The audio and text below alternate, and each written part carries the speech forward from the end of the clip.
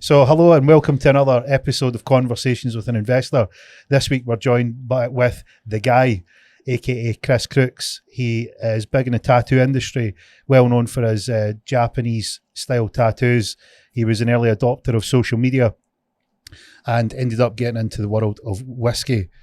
So without further ado, let's dive right in. So we're actually in Coatbridge. Is that how you pronounce it? We're in Airdrie. Coatbridge and Airdrie are next to each other.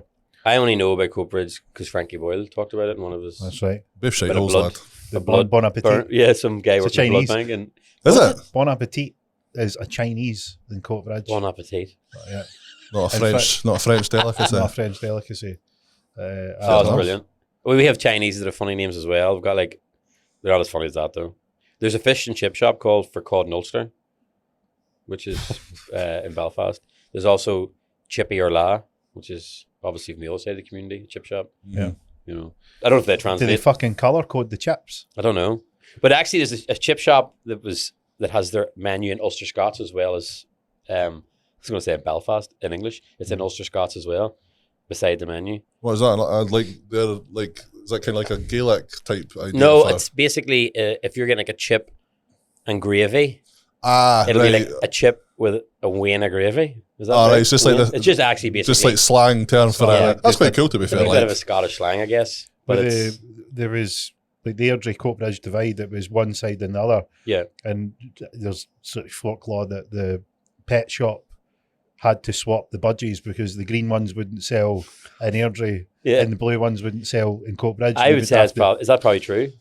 oh, is that the crack between the two tunes? Like, is one green, one blue? Not so much now. The history is that Coatbridge is famous for a couple of really bad things. One was it was the home of who was the killer that buried all the kids under Tobin. West. I don't Fred know. West. Fred West, yeah. So Fred West. Was Fred West worked- from here? No, he wasn't from here, but he lived in Coatbridge. Oh, And okay. I found that out when it was industrial town. Lots of Irish moved over, so it was predominantly Irish in Coatbridge, and that's where you had the sort of the Airdrie Right, side okay. had one side, and Coatbridge had the other because Yeah. it was really strong sort of Irish Catholics settlement, and they came over for the work. So during all the time of the sort of ironworks, and then latterly the sort of the other parts of the industry, you would find that back then was really, really quite strong. Now, Yeah. not so much. Like people are kind of over it. But Yeah, you know, But so the budgie thing was a while ago. Like it's not of late. oh, I Who mean, has a like, budgie now, though? I know. I listened to a It's budgie since very the old school, 90s. isn't it? and there was You know another what I mean? like a Beef at fryer and a budgie. back in the day when budgies were Yeah, thing, yeah, you yeah. can measure Yeah, with, yeah, yeah. and that would have been cool back People then. did have what was that? Was it like they were watching too much of like David Attenborough and thought let's get ourselves a wee budgie? It was big here, like back in the 90s. Yeah, like every definitely cunt in their was a duck had thing. budgies. Well, I was They're talking to fucking Chris on the annoying. way through, and we're talking about the generation, Aye. and I reckon that's probably part of it, that we know we are the last generation that knows what it's like to be truly bored.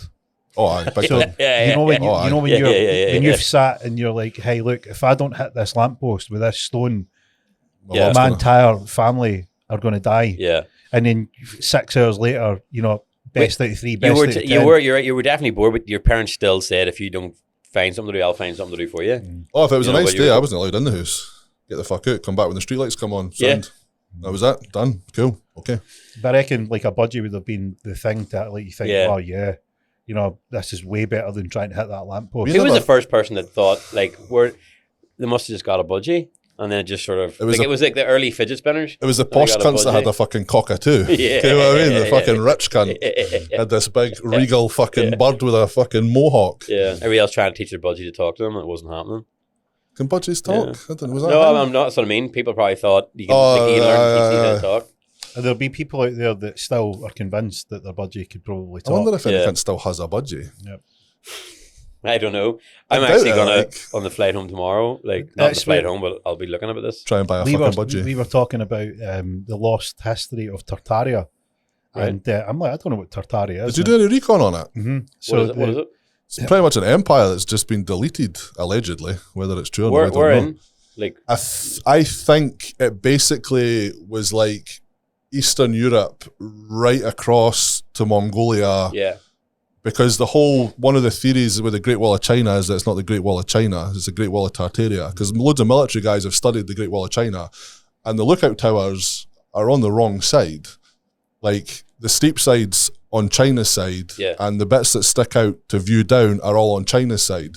You wouldn't build the wall that way if it was your wall. Yeah. Do you know what I mean? So for it to be China's wall, on a military standpoint, apparently it's the wrong fucking way around.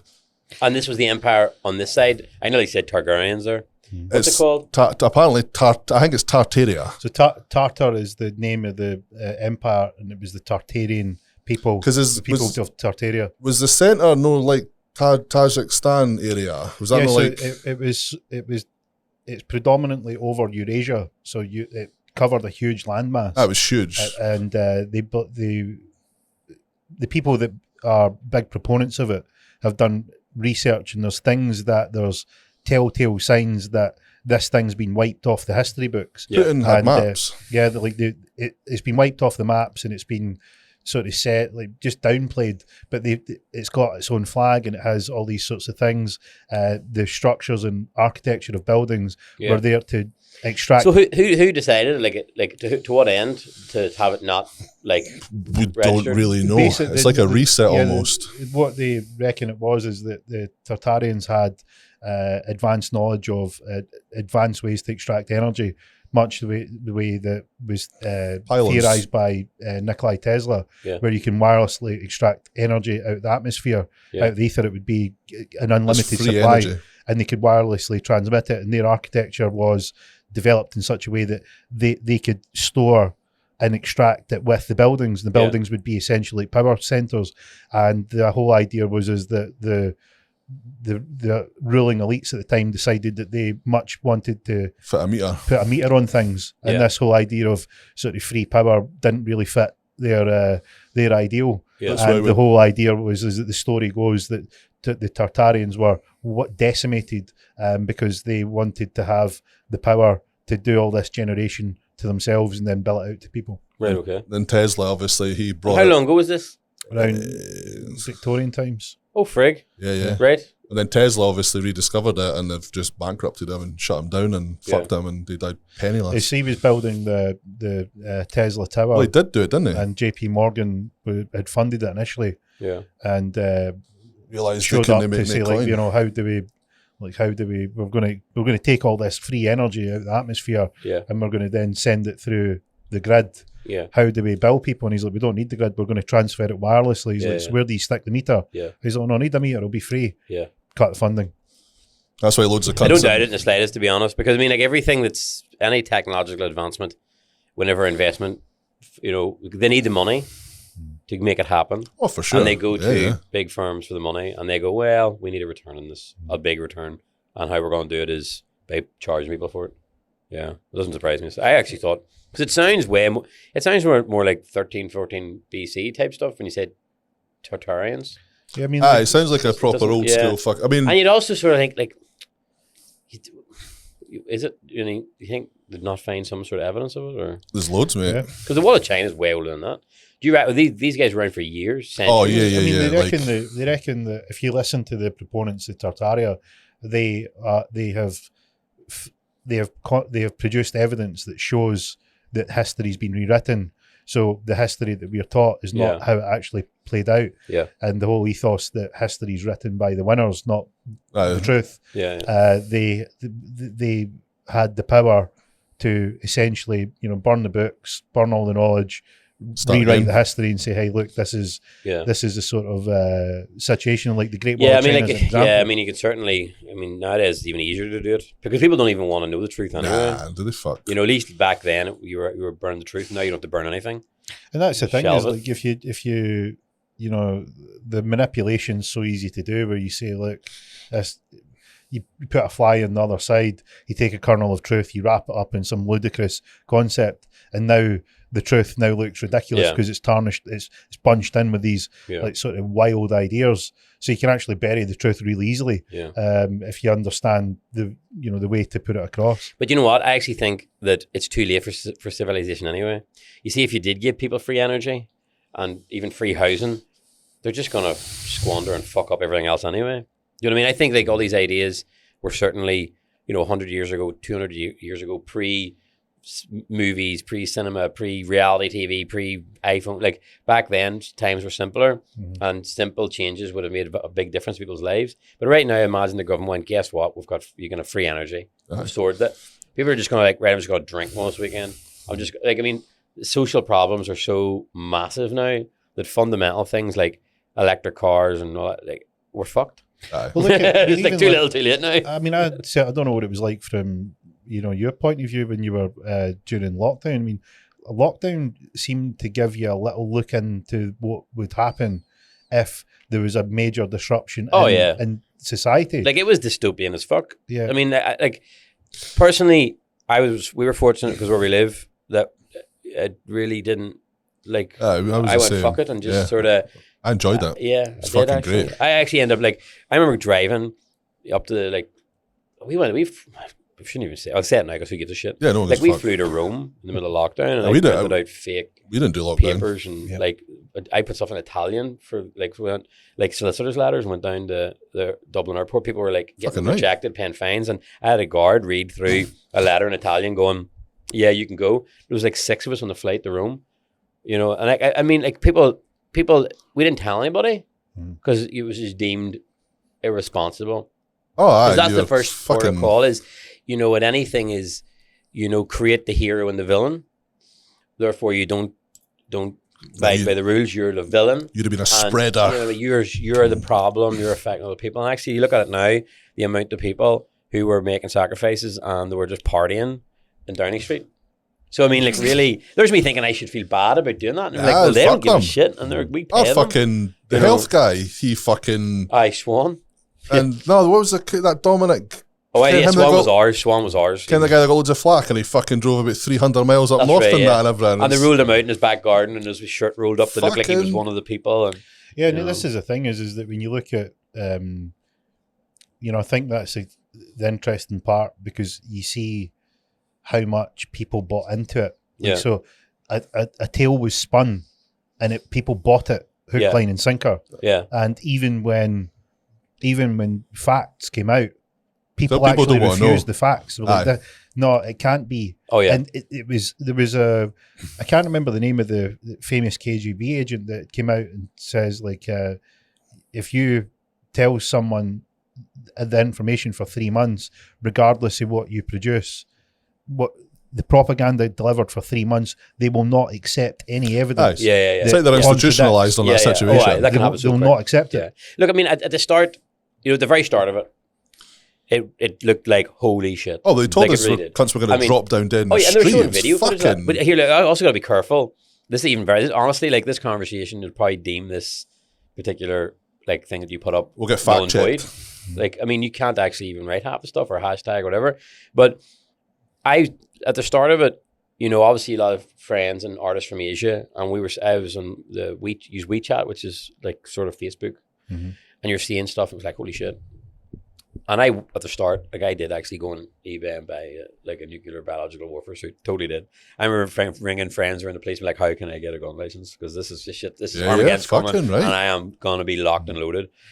And I was wiping down packages. Fast forward 1 week later, and I was like, a couple of things happened that just made me go, this is utter bullshit. And one of the things that happened was my grandfather was diagnosed with cancer, and they had to get a bed. And this was all like day to day as the COVID thing was like lockdown, but just before lockdown, sort of the middle of March. And they couldn't get a hospital bed. So I tried to go and get a hospital bed myself. Didn't know if you could get a hospital bed in the private sector.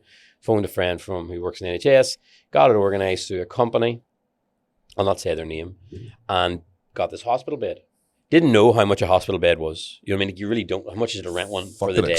You can imagine it would be because it's all government stuff. So I got the hospital. The hospital bed was delivered with the mattress. They did everything and it was all singing, dancing, the same stuff they use in the hospital. And it went in, and I didn't know how much it was. It went in anyway. Then on that weekend, the Sun printed, and I really wish I could get my phone to be sure, but I'm not going to shoot from the hip. I'll try and be as accurate as possible. They were talking about how much this particular exact same company was billing the government for hospital beds in the Nightingale Hospital in London that subsequently never was used. And it was around £600 per day per bed. I remember thinking, oh shit, I've just got that bed from a granda. Yeah. And this is like, it's been 3 weeks already. The following week I got an invoice through, like pro rata, whatever you want to call it, for the bed. Guess how much I paid for the exact same bed? So did you buy the bed or are you renting the bed? Renting it from the same company that was billing the government to put maybe 1,000 hospital beds in this Nightingale hospital that never got used. I got a bill and it was $21.99 a day. I was gonna hit 15, 20 quid there when you said. And I remember just that just made me go, this is bollocks. All about money. Like, and straight away I just went, this is all about money. And this is before they came out about, like it happened with tattooing. I remember one of my suppliers said to me, we couldn't get gloves. Remember, we couldn't get, there was a latex shortage for gloves. And a really good supplier who would supply a load of companies said to me, because I cannot sell you gloves because I am making so much money. I can give you maybe 2 cases, but I am getting money per glove, right? Not per box. It's 100 gloves per glove as a PPE unit. And it is like the Wild Wild West. I can bill that one glove out, 25 quid. And I got 100 for a fucking glove. So a glove was counted as a unit of PPE. Nobody was checking. How much were they billing? 25 per glove, 100 gloves in a box. I'm not selling you a box for £10, Chris. That box I can $2.5 grand a fucking box. Exactly, per box. It was the Wild Wild West. Procurement contracts were coming in for companies that back home had nothing to do with producing medical supplies. One that made yogurts and was like, actually, this is maybe something we shouldn't even talk about. Lords and ladies who own companies, and all of a sudden they're not making yogurt anymore. They're PP companies. But they're not even making it. They're facilitating the movement of it from A to B. They're not actually making it. You don't remember Michelle Mon, Baroness? Mon made the Wonder Bra. So she's got a lordship or peerage or whatever the terminology is for the female ones. So she's a Baroness, and she was involved in a contract where, you know, it was really dodgy dealing, and they tallied up the total. I don't think this was just her total. There was a cumulative amount. There was 4.5 billion quid's worth of PPE that was totally useless. Yeah. So it was whoever had orchestrated the deal. Michelle Mon was a Baroness, a peer, House of Lords, and she's in it. Yeah. And I'm sure might be misremembering this, but the contract value was close on £1 billion. Yeah. So it was all just crony capitalism. Yeah, it wouldn't surprise. Like, I mean, the war has traditionally been the biggest way for companies to make money. And then, you know, we had obviously the recession and then banks. And I think in reality, you know, the men around the big round table sat around and went, we need something new. War, we can't really, we've ran that one into the ground. People just won't tolerate it anymore. What about the banks? Let's give the banks more time. What about this? What about this thing? Yeah. Fear. It's just always fear that we can control completely. And everyone at this table is going to make a shitload of money. And we'll just check in every 2 months. And we'll make sure we're all still spinning our plates and making all the cash. And then when we're all ready, just pull the plug. And at the end of the day, who's going to be accountable? A disease. I mean, no one's ever going to stand in a box. Nope. And be asked questions about it. They're trying, but like it's like it's just because they know rightly. We all gave them passes though. We all gave them emergency fucking. We actually literally cheered them on every Thursday at 8:00. You know, I mean, and obviously that was frontline workers, and you don't want to take away from them because they were literally like boots on the ground. Oh no, it's not. You know, and you can never undermine that. Oh, they got fucking exploited. It's a bit like to talk about during that time. To question the government was to question the NHS, was to question the people who are putting their lives at risk. And that was the perfect, like, thing. If you ask that question, then you're this. You ask this question, then you're that. And we all sat back. And then, like, the amount of politicians, like that story that you said there about that, like, the money that has been squandered and wasted and lent out and just written off is exponentially more than the last recession, and we don't really seem to have come to terms with it. Yeah, I mean, people, like, this is the thing when you like, people, I always say that it's about, you know, the Friday night, 11 o'clock, somebody's spamming you with WhatsApp, you know, this, that, and the next thing, about information, and some of it is completely wild. Yeah. And then there's other parts of it where they're really on the money. Yeah. And when you look at the data, if you want to try and work out something, especially if I'm sitting trying to work out if something's a good investment, the best way to do it is to argue both sides, because you tend to find the balance in between them. So you generally take whatever's been said by whoever's window dressing the proposition, you should buy this because it's X, Y, Z, and then you can form a picture of, well, how does it compare? What's the other side of it? And you look for what the things that they're trying to, make sure that you don't see. Companies do it all the time. Yeah. So companies will they'll pay accountants to, within the limits of generally accepted accounting practices, say, look, we want you to make this look as good as possible. Yeah. And it's not the truth. It's a version that is, where if you twist it and bend it and pull Shades of grey, bro. Yeah. Shades of grey. And what you happen is when you look at things that way, or I'm like the detective, I'm trying to figure out, right, what's the closest to the truth. And you normally need to argue both sides, let the numbers do the talking. The numbers will point out what it is.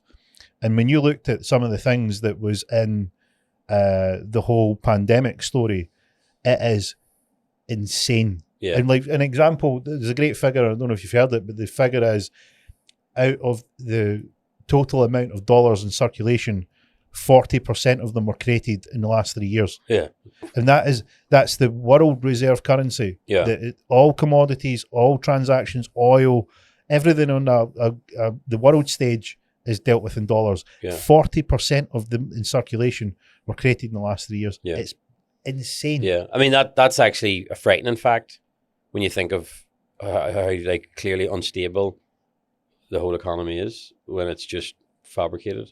It's just mental though, like, we've no money for education, we've no money for public sectors, no money for schools, but they can print money anytime it fucking suits them. Yeah, I mean, we had an RH thing back home called the RHA scandal, previous RHA scandal, and it was hilarious. And it was basically you could put wood burners into your home. Now, of course, this was not a scheme that was made to the general public. This was like, people who had businesses, a lot of farmers, because back home a lot of politicians come from farming backgrounds, big chicken farms, that type of thing. And these burners, essentially, when you put it in, for every pound you spent on burning the fuel, you got £1.50 back. I mean, so you got paid to have these burners in. And I think it cost the taxpayer in Northern Ireland, which is a small sort of, a purse, essentially, 600 million, I think it cost them. And the First Minister at the time actually appeared at an agricultural show wearing a fleece with the logo of the company that you could buy the wood pallets from. I mean, like, it's just so brazen. Mm-hmm. It used to be, I think, politics between politicians and people. It was, but what if they know we know? Do you know what I mean? Start off with that. Well, shit, they know. Then they know we know. Then it's like, they know we know. They know we know. And now it's like, we know. It's just, it's like, it's right there. Aye. It's just, but if you say anything, it's just a conspiracy. Everything's just a conspiracy. Yeah. And even in the most simplest stuff, you talk about like debt-based economies and like, fractional reserve banking. And people are like, oh, that is mad. Your head's at your ass. You're like, it's actually on the Bank of England's website. It's not a conspiracy. It's a fucking thing. Yeah, and here's the thing. I mean, even to that extent, there's a guy called the Black Belt Barrister, and he, he's at a level in law that is highly accredited. Yeah. And he was asked the question about, does a company make a loss if they've made the money out of fresh air? Yeah. And he goes on to say, you just don't know about how the monetary system works. Yeah. He goes on to explain it. Now, I've invested in the next generation of banks that understand the world of banking, how it was empirically tested. There's 3 theories of money. So the 3 theories of money at that point in time is a famous professor called Professor Richard Werner, and he's the foremost expert in the world. And he was like, right, look, we've got a bit of a problem here, right? Because there's 3 ideas that it could be. There's 3 types of banking that it could be, but it really only can be one. Yeah. And it can't be any, you can't have 3. So there was all sort of smoke and mirrors, and he eventually convinced the bank to create a loan, and they would go into the IT system. And what they wanted to do and keeping it easy because some of the explanations are quite complex. Yeah, like in layman's terms. Aye, so like the three theories and easy sort of jargon is, the first one was, right, we all put our money in the bank. The bank just acts as a middleman, right? So, I deposit 100 quid. Mikey's looking to borrow 100 quid. Right, so you would be the bank, and you would take my 100 quid. You'd be the middleman, sort out the paperwork, and give the money to Mikey. Mikey'd pay you back, and I would get some interest, and you would keep some of the interest. And that's the deal. That's the first. Well, that's what most people think banking is. They think that it's only with banks' reserves. Everything's done with banks' reserves on customer deposits. Yep. And then the fractional reserve is the one that most people. And I actually written to Andrew Tate's team, and I'm like, listen, I think a lot of the stuff that you say is on the money, but this bit you've not got right. And it's like, because you're mentioning about fractional reserve lending, and that was the second theory that was sort of bandied about as how it works, and that's a little more strange. But the way to think of it is that if I deposited £100 with Chris, who's a bank, and Mikey and 10 other guys wanted to borrow, 100 quid each, that my 100 quid would then be able to service £1,000 worth of loans.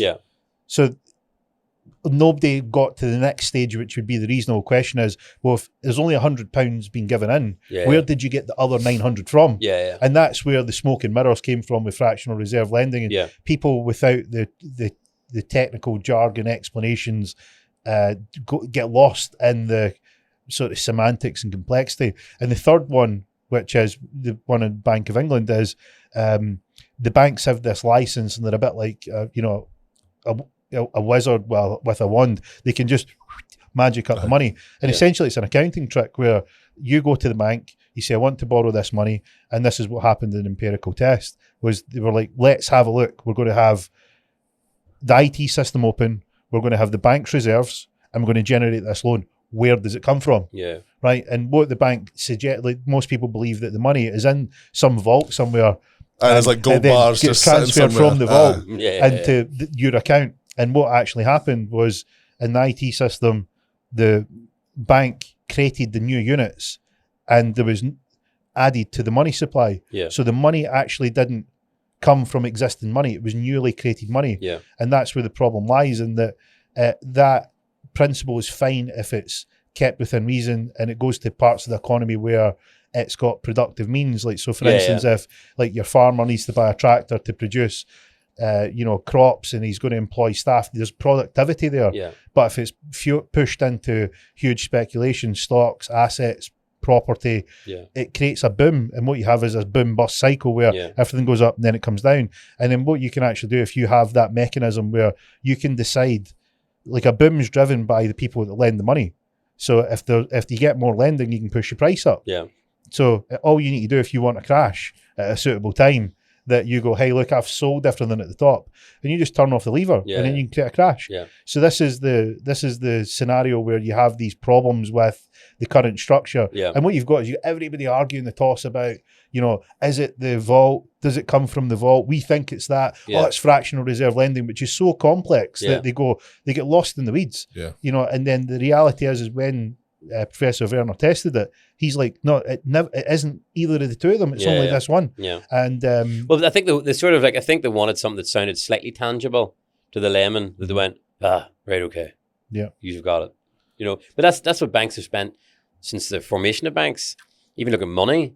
It's all about trust and the faith that you have in that currency. That's why they stick landmarks on it. That's why they stick, your monarchs, and some countries, your presidents, your people. The £50 notes got what do you call them? Alan Turing. Turing on it. So it's almost like celebrating, the people and achievements, and actually it's fucking money from a bank. And when you're growing up, I remember it was only my uncle said to me, he's like, people walk into banks like they're some sort of like charitable institution that you're at the best of. You see, people need to start thinking about, like, you're walking to Tesco's and it's just buying products, because that's about as much they're just trying to make behind it. They're just a for-profit organization. I think a lot of people think of governments as being the top of the food chain, that the governments hold things, but actually, banks, and then the central banks behind that, and then whatever the hell's going on behind that, You know, we're just so far away. And these boom and bust cycles that are created a lot by big institutions, I guess, and correct me if I'm wrong, because I could probably well be wrong on this as an analogy. There's real money in what's attached to it. You know, the same way you see a whale going past and there's little fish attached to it. That's where, like, you've got small time investors who've got their own real money in it. So whenever it does collapse, the big people are like, we'll just print more. But the small people are like, I've just lost my house. Yeah. I've just lost everything, because they're late to the game, or they believe that everyone had an invested interest with their real tangible stuff. And actually it was a balloon that was popped and they're just left, you know, holding the can. Well, I mean, here's the thing, that if you added up all the currency, the like money in accounts type thing, coinage, notes, you would get to a number, and this might be slightly changed now, but when I done the research, it was 70 trillion. Yeah. So the total amount of money, if you want to call it, what would be perceived as real money in circulation, or money on a screen? It depends what the money in the screen would dictate. This is where the smoke and mirrors come. So to keep it simple, and it'll be slightly inaccurate for the sake of simplicity, if you had, say, everybody agreed that this amount was real money, coins, value, money in circulation, people had the money in the bank, and you gave that the weight that it was real value, the total number of debt in the system is 340 trillion. So let's take the trillion off, because it's too hard to get perceived in your mind. There's 70 quid in cash, and there's 340 in debt. 340, that doesn't square it out. So what it means is that the majority of what we would perceive as money is actually debt. And it's not, there's never a situation where everybody could settle all the debt and we would go back to square. And this is why you have these sort of moves that are being made, because at some point that will have its day, and people are going to have enough, because the whole idea of money is a social contract, which is we all, like Mikey agrees that 20 quid is 20 quid, Chris agrees that 20 quid is 20 quid, and I agree that it's 20 quid. So the three functions of money is that we all agree that it's something. So you have a unit of account, so it's £20, right? It's a store of wealth, meaning that if you don't want to spend it right here and right now, then you can keep it for later on, and you can store your time. So when we do some work, we are paid for that, and we get to decide when we use it. We don't need to use it straight away. And the third function of money is the ability to transact. So we can transact with each other, and that's the three functions. And if that's all based on we agree, and if that is at risk because somebody's done something wrong with the money, then what do we have? There's a danger that social contract fails. And where that risk is predominantly that we're seeing now is that if that 20 quid doesn't buy what 20 quid used to buy, then why should we keep this, not put it into something else? And that's what people are sort of intuitively feeling now, and that's why they're trying to put a big whole face on inflation. Well, what is it now? Your money's losing 10% a year or some shit at the minute, is it no? That's if you believe what the government figures are. I mean, the government tell you inflation's one number, and the reality is the number's much higher than that. Like okay. Like, so it's worse than what they're saying, essentially. Yeah, so inflation's a way of extracting wealth off of people in a way that they don't understand. Like, so I done a presentation in Edinburgh, and there was a professor. He says, "Look, we don't really know about the monetary system. Can you explain what it's like?" So I went along and I thought of how could you explain this in such a way that people would get? How could you draw a picture in their mind that we go, yeah, you know what? I never thought of it that way. And the idea of inflation is that we just think things cost more money. Is it not just fraud, essentially? Are they not basically just lying? They would say no. Well, of course they would. I mean, they are. Like, if they say it's good, it's bad. If they say it's bad, it's probably good.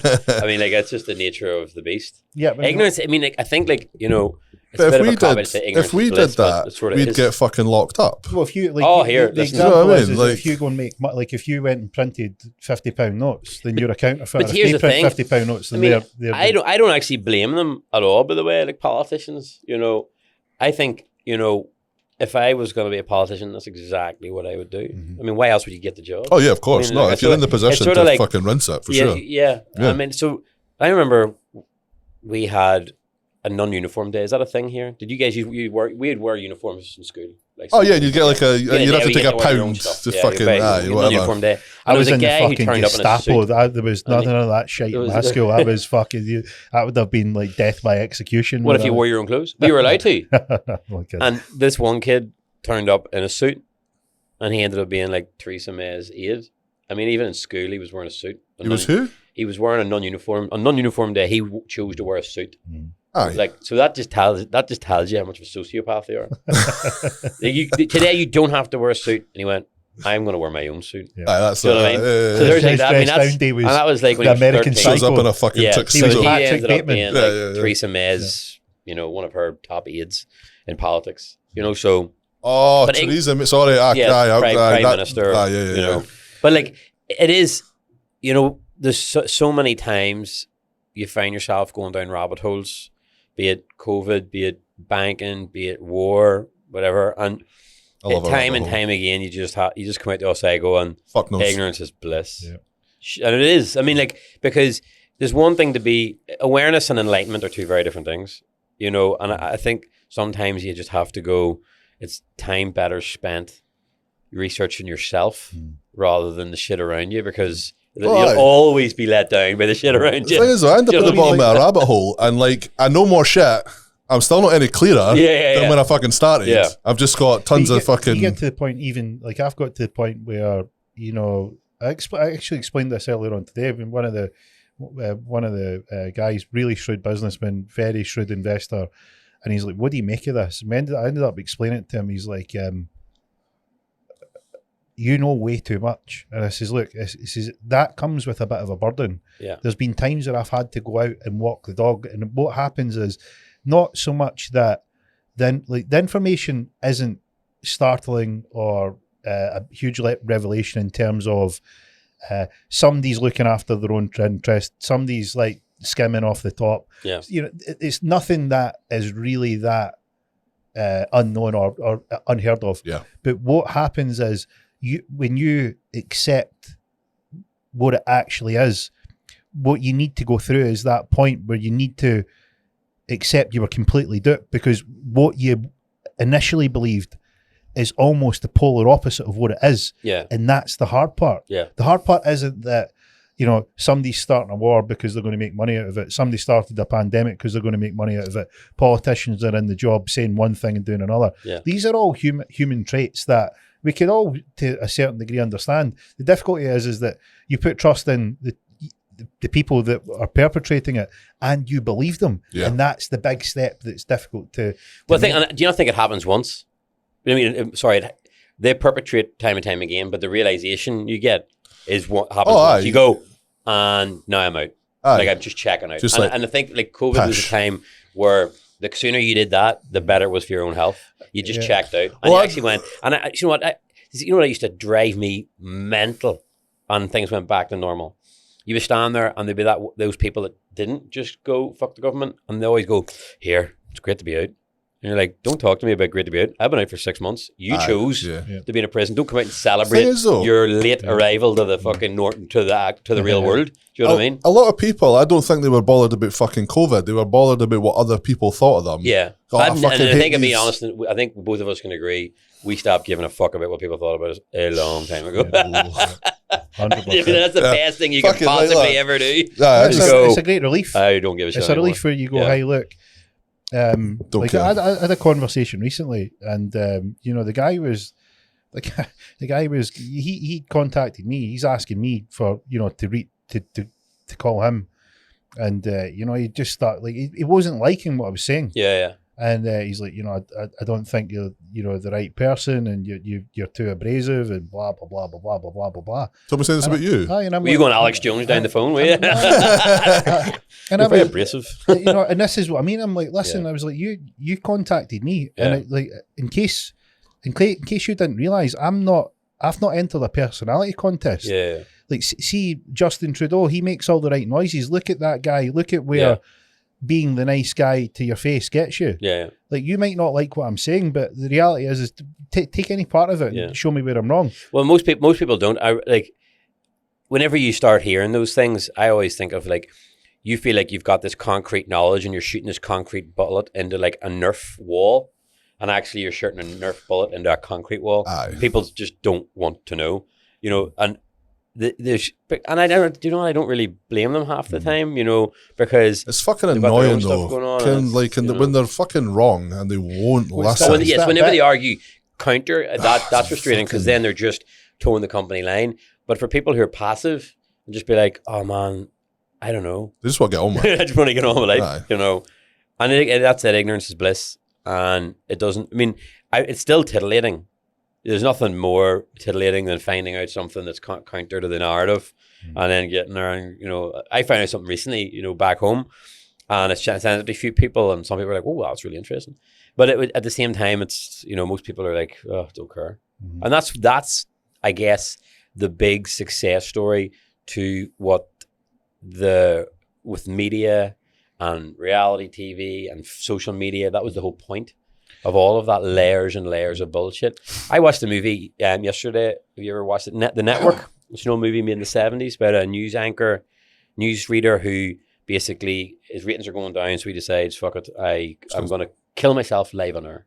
And he announced he's going to kill himself live on air. And they're in the control room and they're talking away, and he says this, and then they're like, did he just say he's going to do that? So they take him off the air, and then he says, I want to go back on for one last, I want to just end my career on a high note. And he goes on into this rant, a really famous rant about what's real. We're not real. We're the illusion. Your people are real. I don't want you to write to your congressman. I want you to just open the window and say, God damn it, I'm mad as hell, right? It's very 70s. But the whole film, it might as well have been made today. And he's talking about people sitting in their houses and they want the TV. They don't want the truth. Yeah. They just want to zone out. I don't want to know. Just please leave me alone in here, you know. It's a really good film, The Network. You'd really enjoy it. I mean, that's the thing is that, you know, one of the things that I said, which is really a bit controversial, is I explained to someone who was really on, like, they wanted blood. Right, this is wrong against humanity. It's, you know, every level of it's wrong and so on. And I says, look, I don't know if that's really the answer. I says the reality is you've got one side which is bad and you've got the other side which is good.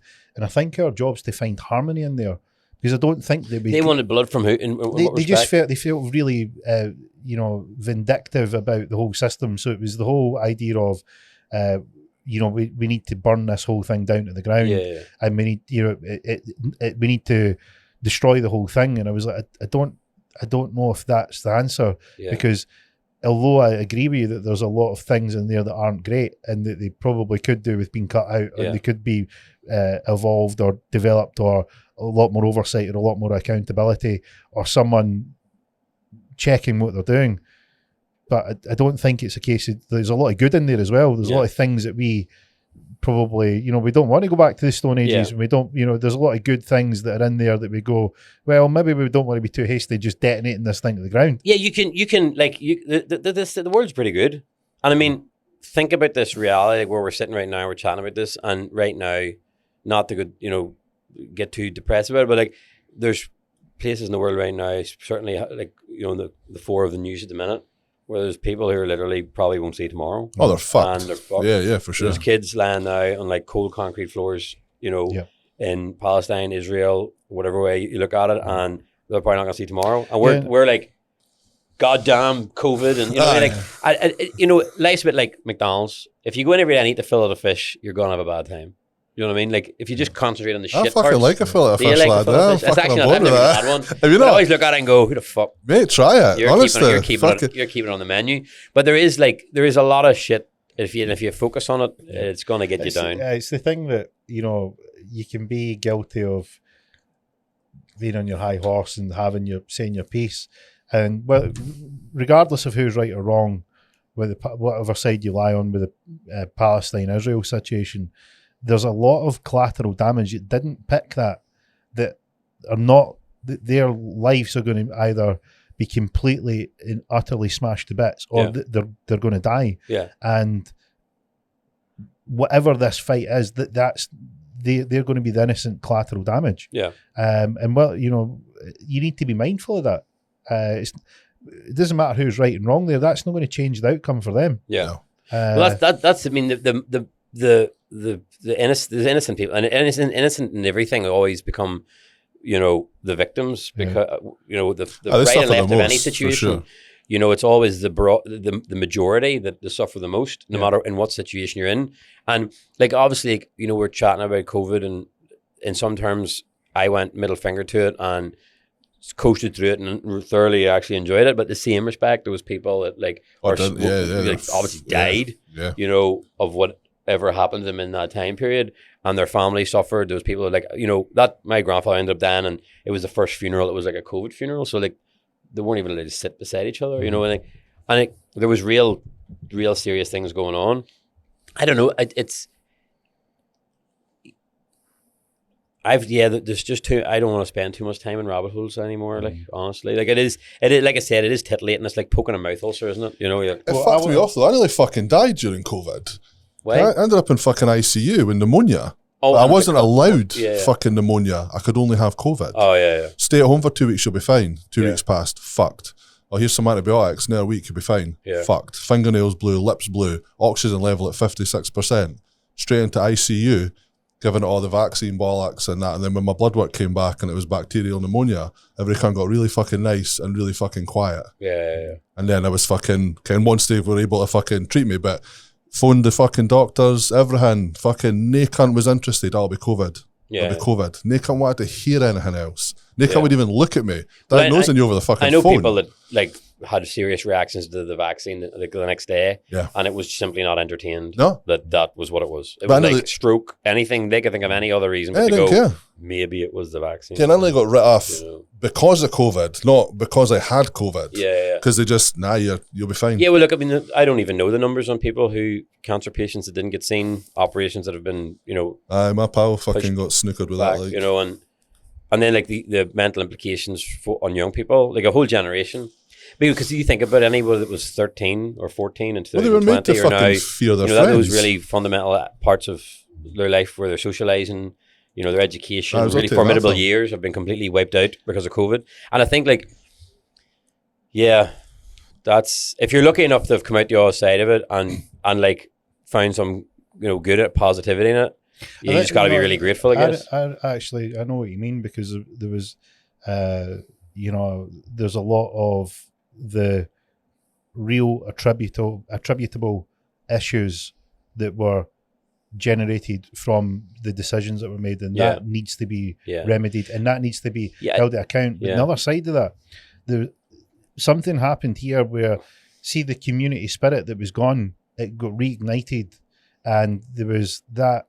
See, I don't know. There's loads of fucking grasses, Well, that's it. I mean, I definitely think that was the case as well. Loads of cunts grassing on their fucking neighbours for hearing cunts ruined and meeting their parents in their garden, and cunts are on the fucking phone. And the police were encouraging you to grass on your neighbours and that too. They were trying to fucking destroy. Like, if you let, like, where I stay, you can't every cunt anyway, so nobody gave a fuck. We were all out doing fucking quizzes there at the fence and eating barbecues and that. It was brilliant. We had a cracking first lockdown. I had time with the wee man I would never have had. Well, absolutely. I think that was the big one. It was fucking amazing. You'll never get that opportunity again. Especially tattooing. A lot of people were like whinging. You're like, just fucking enjoy it. You know? Fucking right. If you can enjoy it, do enjoy it. Yeah. Speaking of which, a rabbit hole I want to go down is your one, because you want to go down a rabbit hole? I don't know if you've heard this. Right? Is it still that time? Is it early enough? He's came all. How do you know I call it a rabbit hole? We need to give him a good time. We need to make the flight worth it. So I asked Mikey. I says, Mikey was talking about becoming the guy in the industry, and I said to him, "Who's the guy?" And he says, "It's Chris." Right, and I said to him, naturally, when I'm figuring things out, I'll backtrack and find out where the genesis of whatever the idea or concept started, and then lay out a path. Yeah. Mikey had nothing for me. Right. I was like, how did Chris start? How did Chris develop it? He was like, I don't know. Yeah. So that was Mikey had given me absolutely nothing to go on. Yeah, the final chapter, I guess. No, not the final chapter, but yeah. Like I want to work out. Like, see, for instance, like did you have you're in school and being like, I'm going to be a tattoo artist? So, yeah, I mean, like I think certainly. How long have you been tattooing now?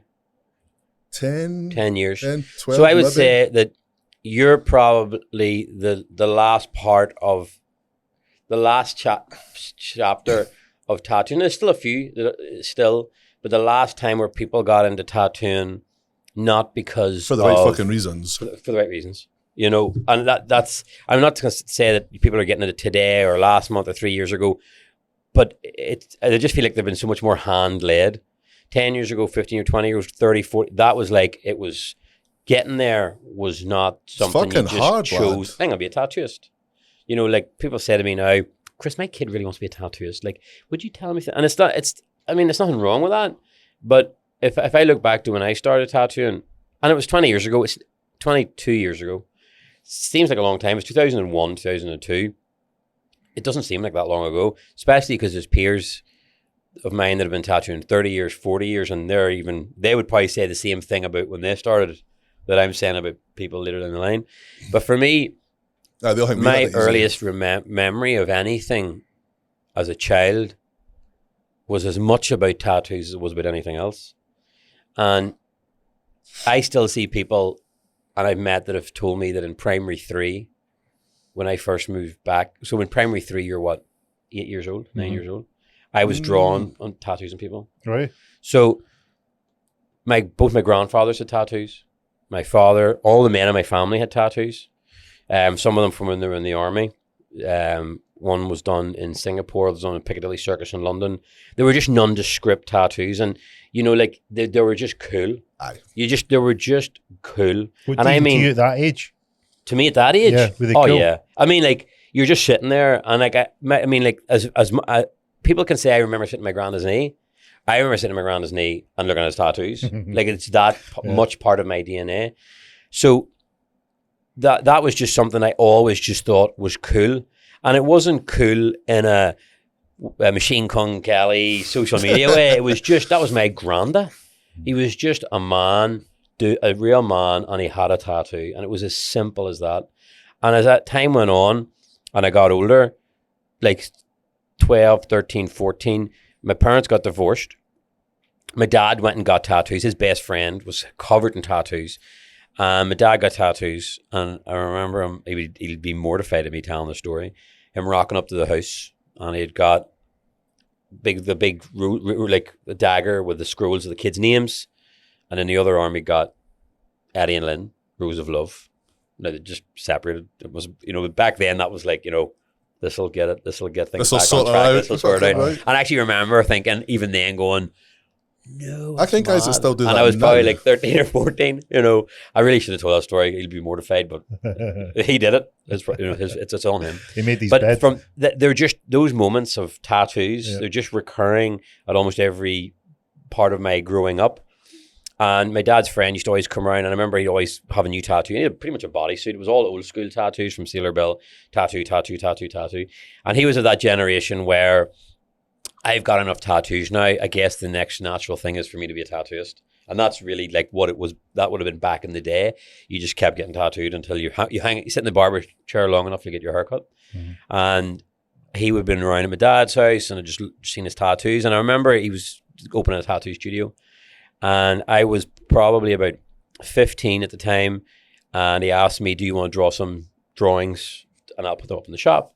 And for me, that was like, that's it. And that's me. I'm a tattooist now. Massive. I wasn't doing tattoos, but that was it. That world is like, I am now in that world. Yep. And it was Huck Spalding catalog, which basically had little thumbnails of Flash you could buy. And there were thumbnails because they were like, that was money makers. That's how you made your money. So there were thumbnails that you could just about see. It was dragons, but it wasn't giving you much information.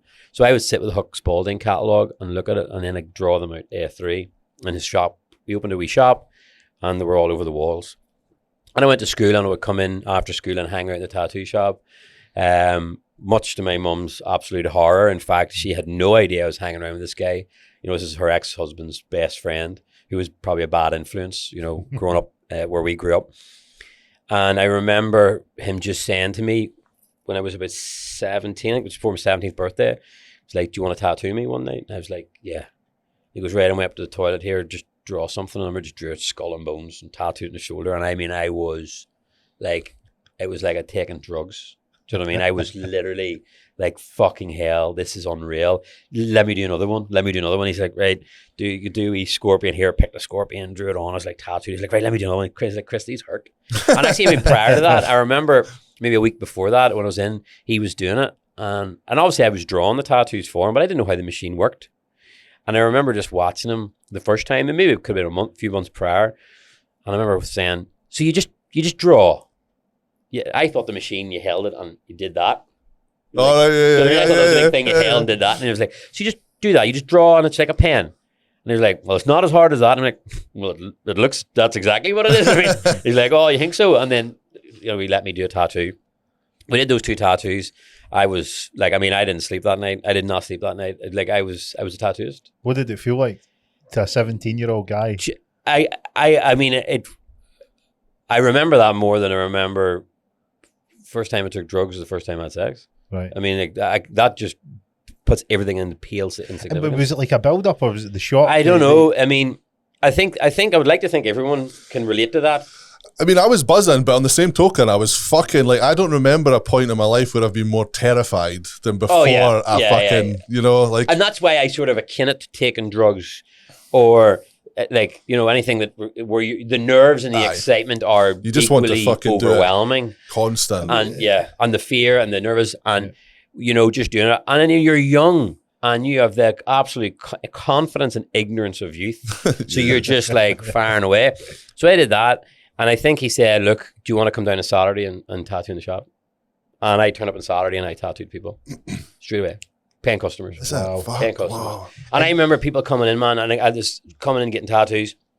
And even then, there's pictures on the walls. And even then I was like, do you like that picture? What about we could maybe make this blue? I mean, that was unheard of, that you would even, you could customize the tattoo. Because back then, it was like customer service was not at the fore of the industry. It was like, are you getting tattooed or not? If you're not, fuck off. Like, get the fuck out. And, that was my big thing. I always joke, people say, how was your shop so successful? And I was like, I had this real groundbreaking idea to be nice to people. And I mean, like, it obviously wasn't that bad, but I remember tattooing people. It was on a Saturday, and I was getting £4 an hour. And I was tattooing. Tattooing was like, you were doing old English lettering, it was paramilitary tattoos. It was really just the entry level part of tattooing. Yeah. There was no idea for me at the time about Japanese tattoos. There was stuff in magazines and you could see it. But I mean, that might as well have been like another world. I was putting dad in old English, UVF tattoo, IRA tattoo. Doing a Japanese bodysuit was not even like, I was just riding the I'm a tattooist wave. But I imagine the wave of euphoria. Well. Oh, you absolutely do. I learned everything. Everything I learned on that shit. Yeah. How to put in solid black from tribal, how to put a good line in with old English and script. These are really strong fundamentals. It's technical tattooing that a lot of folk miss now. Yeah. Now young kids are getting like things that are like, one of the girls in my shop is this machine that's got batteries, which I still use a coil, and I'm sitting with this batteries with no lead, and I'm like, oh my God, I'm actually nervous holding that. I'm more nervous about holding that than I ever did when I first held a tattoo machine. And she tickles the tattoo in. They're beautiful tattoos, but they're not what and I mean, his tattoos are another, like he put tattoos in like, they're going nowhere. Like, it's probably the most solid tattoos you're ever going to get. I'm sort of like still fine art, I guess, in comparison to I mean, I think tattoos are a reflection of the person, and I don't think anybody's tattoos are much more a reflection of They're big, bold, strong tattoos that leave a very, very strong impression. So like whenever I was tattooing then, it was just, like I said, everything was coming through the door. And I remember one day, just to put it into perspective of to what I said about that mum that said to me, my son wants to get into tattooing. One day I was sitting tattooing a lion on the guy's shoulder. It was a piece of Cherry Creek flash, a piece of tribal with a lion sort of like racing over it. Yeah. Or maybe a tiger, but I was tattooing away in this wee space, and next minute my mum pops her head in. And she looks at me and she just basically caught me tattooing. Oh, did she not know? Didn't know. And I put the machine down and she left, and my customer said, fuck, here, she's some face on her. I says, that's actually my mum. She doesn't know I'm a tattooist. Can you imagine this? And he was like, what? I says, give me a second. So I went outside and she was, so, you're tattooing now? I'm like, yeah. And I was like, I'm really sorry. Well, you're old enough now, you can make your own decisions. And off she went. And I went back in and finished this tattoo. And there was like a mixture of relief and that sort of like, when your parents are disappointed at you, it's a horrible feeling. But it was also a relief that it's now, like I've came out as a tattooist, essentially. You know what I mean? Because that's about what it felt like. And, that just, I kept going. I was just tattooing and tattooing. Everything and anything came through the door. And it was a really like cutting your teeth moment in tattooing because you just didn't know what you were going to do.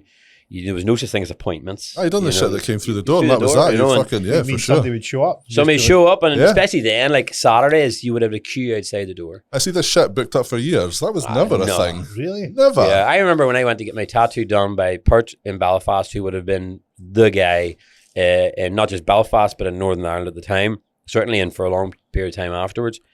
I went down to get tattooed by him, and if you left the studio, like, you lost your spot. Yeah. I remember standing with my foot in the door, literally, as my friend got me a burger. I was eating this burger, and then somebody came out, like, fuck, burger down and sit back down again. And that's why I introduced appointments, because I just sort of thought, surely it's better for everyone. Yeah. It's better for you. You know what you're going to do tomorrow. But that old school mentality was the excitement of the job was not knowing what you were going to do and then moaning about how much you hated it all. Sick and tired of doing those fucking things. Well, they're on your wall. Take them off if you don't like doing them. You had some cunts that would fucking wait all day and not get tattooed. Yeah, you basically went fucking no time. Raging. Yeah, and then but tattoos then there were one shot tattoos as well. So there were pieces that for the most part were just done. Yeah, even a sleeve was only an amalgamation of pieces. It was a collection of tattoos of stuff. Right. So you weren't waiting in line to get a sleeve started, but. Tattoo, I mean, it's not that long ago, but it's a different time, 100%. And you know what? 20 years prior to that was a different time again. And where it is at now, it's just entered this realm of, the young people certainly take it for granted. You have to count yourself fortunate to be involved in any part of anything that was in its, not in its infancy, because it was well and truly, tattooing has been around for such a long time. It was just But I feel like the commercial aspect of tattooing and shops 20 years ago, it was before social media. Mm-hmm. And then, you talked about earlier, we're that generation that remembers not social media and then social media. And tattooing can, you can literally pivot on that as well. Mm-hmm. And I think actually more you could probably talk about tattooing before David Beckham and after David Beckham. What was he Beckham was actually quite an important guy. He fucking opened it up. He totally did. I remember back whenever people used to come into the shop with a newspaper under their arm. Nobody does that now. You got your phone. And David Beckham got the black and grey angel across his back. And essentially, and I was watching the Beckham documentary recently, and I must say I thoroughly enjoyed it. But what I said to my wife, and they didn't coin this phrase in the show, and I think they should have. He put fashion on the back page of magazines. Yep. And, obviously men were in building sites and football, like working class men that were predominantly big football fans were essentially, they were looking for the score, but essentially he set the trends on hairstyles, clothes, tattoos. And essentially, if you could look at the back pages of pivotal moments when David Beckham was playing for either England or United or whatever, and he was scored topless, whatever, you can just see the tattoos growing. And society, that's why black and grey, I would actually argue that black and grey realism is as popular because of David Beckham. I think he started it. No, the Angels and Demon concept. I'll back you right on that, 100%. David Beckham completely started that trend. Yeah, and I really wish they would have talked about that in the documentary, because I think it would have. I don't even think he realizes it. But any tattooist that was tattooing, I think he'll know. Well, he's bound to. He do such a the wings. That man with the wings. Angel of the North. It was like the fallen angel type. No, it wasn't a fallen angel, because it was almost Jesus on a cross, but with wings. Yeah, with the wings. I would say there's thousands of those out there, and I don't think any tattoo from a celebrity became. If you started tattooing before a certain point, you will have tattooed multiple of those fucking angels. It's interesting that you've got a sort of lineage, a timeline of your industry based on inception points. Yeah. Like something happened here, and this is what happened to them. He was the first heavily tattooed celebrity, though. Who? Beckham. Yeah. That was Is he out that in the heavily open. tattooed, is he? He's fucking covered, certainly, lad. because he was obviously, and the fact that he was married to Victoria Beckham, or well, Posh Spice, and obviously he put it onto the mainstream, MTV. I mean, like in America, you would have had rock stars. Like I have an old Rolling Stone book about tattoos that came out 20 years ago, and it would have been like Motley Crue, and all those guys would have had rock. But and they roll kind of tattoos, followed into that kind of they like. still were subculture. Aye, but Ken, how like rock and roll stars were like drinking, druggies, sailors Yes, were there was still that drinking, subculture. They druggy. weren't Aye. like the front of Hello magazine What is or his kind OK of magazine. first professional, clean cut suits? Fucking, Well, David- not. Tattoos used to be, you couldn't have went into a bar in Belfast with tattoos. Up until, I remember whenever I had sleeves, doorman would come to you in a club or in a bar and say, listen, you need to cover your tattoos up. So there was a no tattoo rule up until essentially David Beckham. And you know what happened? Doormen were sick. We had this rule, no tattoos, and people were like, I bet you wouldn't say that if David Beckham walked up. And I'm not joking, the amount of times I heard that. And it was true. They basically realised that there's no longer part of that subculture. Because obviously in Northern Ireland, a lot of tattoos were paramilitary tattoos. It's much easier to tell someone you're not getting in with tattoos opposed to you're not getting in with that tattoo. Yeah, So that for was sure. that the Was reason the behind basis it. for it. Yeah, it was a whitewash rule. But it really was the likes of David Beckham putting it into the mainstream that then sort of changed the whole thing about it. But you know what? Up. It's still tattooing, like so many of the subcultures that I've sort of been involved with over the years, custom car scene, hot rod scene, graffiti scene, pinstriping scene, all of those have went from the subculture to the mainstream exponentially well. Tattooing just is always going to be that tidbit. It's never in the media for the art. It's always for the somebody's got Monster Energy drink tattooed in their head, or sure, it's always like a tidbit thing. And over the years, I've been asked like to comment, and I'm like, I don't know, because the tabloids, they don't give it. Like Banksy, street art is into the galleries. It's the ultimate highbrow form of art. It's the same with custom car culture. If you look at the likes of Pimp My Ride, obviously it was a bit cheesy, but now you look at like, overhaul and high end shows looking at big money projects. Tattooing is just always like, look at the TV shows you've got. Revenge tattoos. They could do them fucking well as well, and they just don't. They just fucking don't. But it's just always just like, it's this like comical. That tattoo, that tattoo of us shit and that. Yeah. Where you pick your fucking pal's tattoo. I make you get a tattoo that you're literally gonna hate. And that's what makes the mainstream. So tattooing, it's still unfortunately, it's always going to have a bit of stigmatism and frowned upon. It carries more of that, But, I mean, thinking back then, I can't imagine what it would have been like.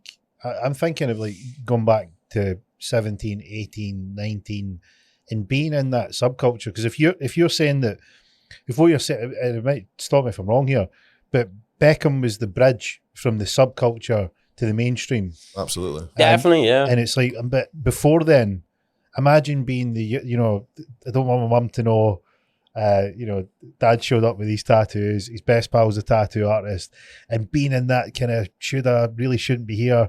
And then, the guy in the shop going, like, do you want to tattoo me? Just imagine the wave of like euphoria as a young guy. Yeah. Where you're going, mate, see your first tattoo, you walked out the shop, your swagger was bigger. Was it? Fact.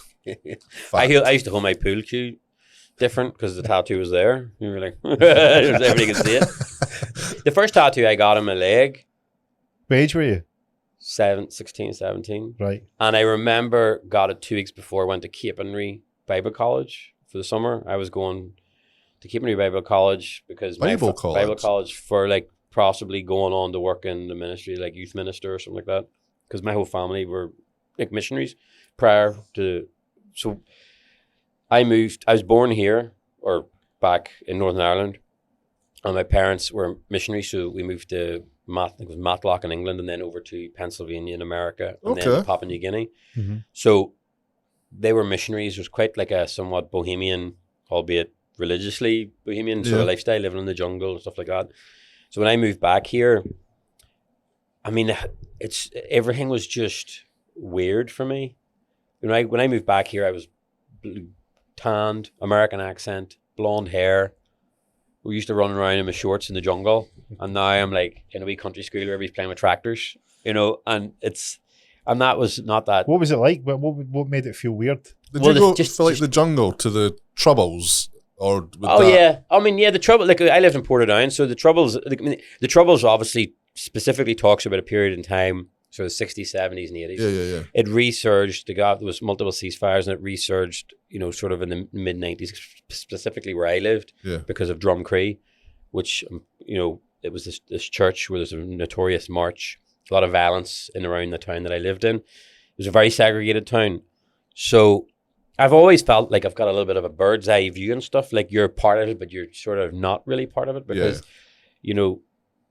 which is a good actual place to be because you're able to sort of like, you've got friends and family that are heavily involved in stuff that you can completely and absolutely, you understand it, but you could, at the same breath, it's like so far removed. It's like a luxurious position to be. The ability to detach. Yeah, absolutely. You can unhitch your wagon as and when you want. Mm-hmm. And sometimes you can be out with certain people in the throes and and then you're just like, you're just like a chameleon. You just flow in and out of it, and not in a conceited fake way. It's just, I think we all are, depending on the setting you're in. You just sort of like tweak a few things, you round off certain stuff and then you sharpen up in certain areas depending on where you are. But so the tattooing side of thing, it just seemed if everything was just happening, so you're talking about that taboo and you finally get into it. It is a massive, like, that's why some people now who get into it now will never fully understand that roller coaster of emotions of something you desperately want to do, but it is so against the grain and you're not allowed to do it. Well, especially if your family were missionaries and you're planning to go to Bible college. Yeah, it was but I felt that was what was expected of me. And also tattooing at the time, whenever I did start tattooing, was not a viable career job. Right. Yeah.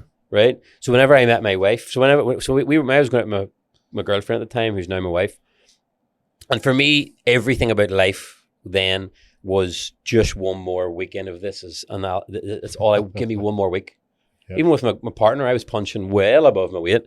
And I remember just thinking, just like, if I can just have her as my girlfriend one more week, if I can just tattoo for one more week, like that's how fragile it all felt. Like it could be taken away at any moment. And you just wanted to enjoy the ride. Yep. And I remember quitting tattooing when I moved to Belfast. And I went to a market and with a Red Bull leather jacket, when I was racing jacket, which were all the rage, and my tattoo machine, 2 tattoo machines. And I went into the market and said, look, they give me £15 for the jacket. And I think they offered me a favour for the machines. And I says, no, I'll just keep the machines. And this was when I was about 17. And I remember that was like on a Thursday. This following Saturday, I went back down to my hometown where I would have been tattooing. Yeah.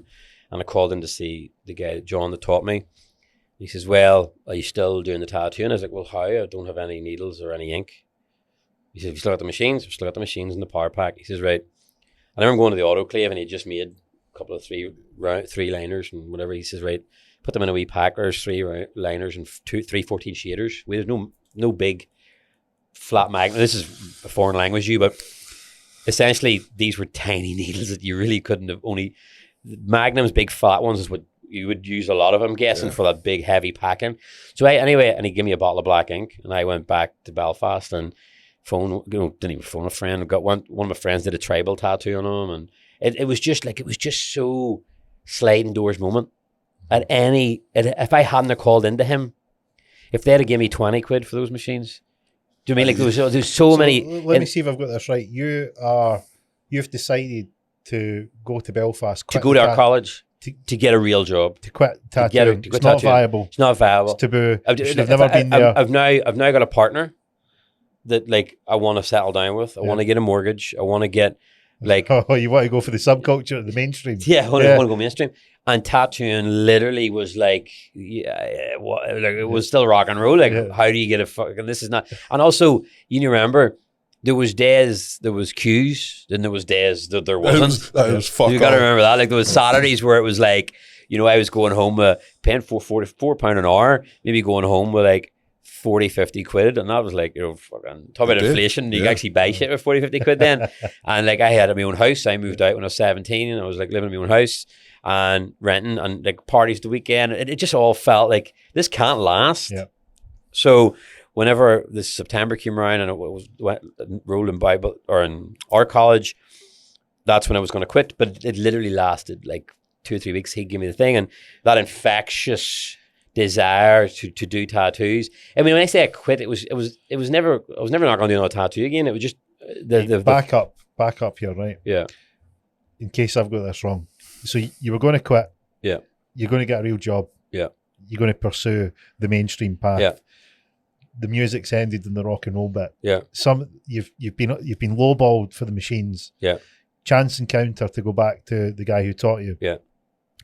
And I'm imagining what you're describing with these needles is that you've essentially been given like a tiny, tiny pen, and what you need is a bigger pen. There's well, I was given enough I was given a few things just to keep me going. Needles, literally, you could use them once.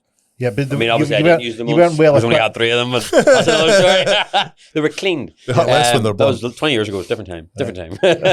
But you weren't well equipped to carry on. You couldn't buy anything online. There was no online at the time. You had to make them all back in the day. You had to make needles, and if you wanted to buy stuff, you had to be a registered tattoo studio. So this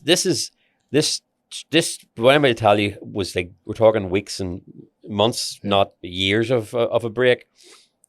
I moved to Belfast with my partner, and we got a house in Belfast. I started art college. I think I did 3 weeks of it. And then I applied for a job for a graphic designer, right? And I was 17. And you had to have 2 years experience and have a degree. So I applied for the job with this company, went for the interview, and got the job. They actually said to me in the interview, like, we actually only interviewed you because we were just thinking, who the hell at 17 applies for a job that requires a degree and you don't even have a GCSE? Well, you got a GCSE, 5 of them, and that's it.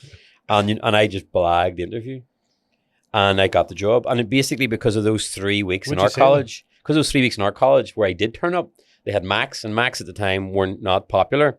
The only people that were using Macs were degree level students. Yeah. But we were the first wave that were putting it into like, the Mac computer. Apple Mac. Yeah. So there's no Mac store then. Yep. So like basically I had 3 weeks of showing us how to use a Mac, and I turned up the job that you had to have a degree in, and basically blagged it. I told them I knew how to use Illustrator and Photoshop, and they gave me the job. So I had this job then, like, where I would, from 9 to 5, would work in this shop or this factory designing egg boxes about 30 miles from Belfast.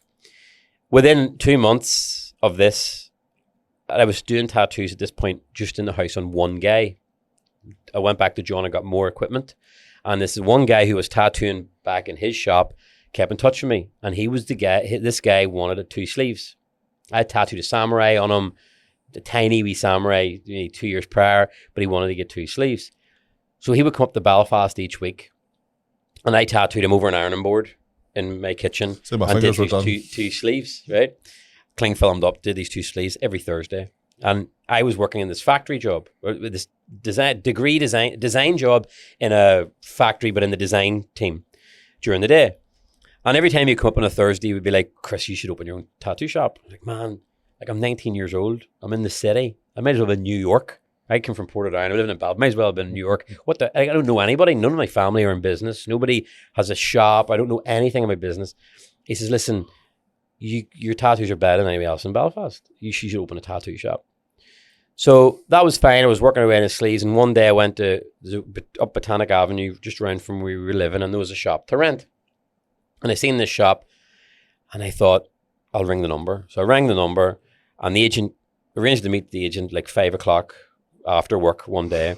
Went into the shop, and there was another businessman there, and he was like a seasoned businessman. He was walking around going, just the usual 10-year lease, 3 months up front. And I'm sitting going, I don't even have 200 quid in the bank. Like, I have no money. I am like behind months in rent. And this business guy left, and the agent said, you look a bit like, you're sort of out of your depth. I was like, man, I haven't a clue what's going on here. Like, I've got like 200 quid in my name. I don't know how this would not happen nowadays. And he says, what are you looking to do? And he says, I'm looking to open a tattoo shop. Even then, that would have been, you might as well get the fuck out of here. Even open a tattoo shop. no, they wouldn't give you a premises for it. And he says, do you know what? Like, what about this? What about if we give you 6 months free, right?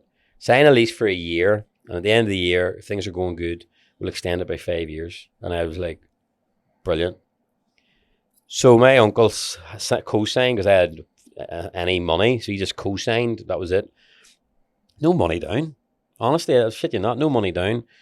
And I went back to work on the Monday in this job that I had. And I was making about £900 a month. And I literally got off the bus, went to that shop, and would start painting and decorating. This is after your work? After my work, every night. So you get the bus from work, you're going straight to the shop? So it's 6 o'clock, I'll go into the house, my wife now, we'd have dinner, 2 of us would go around.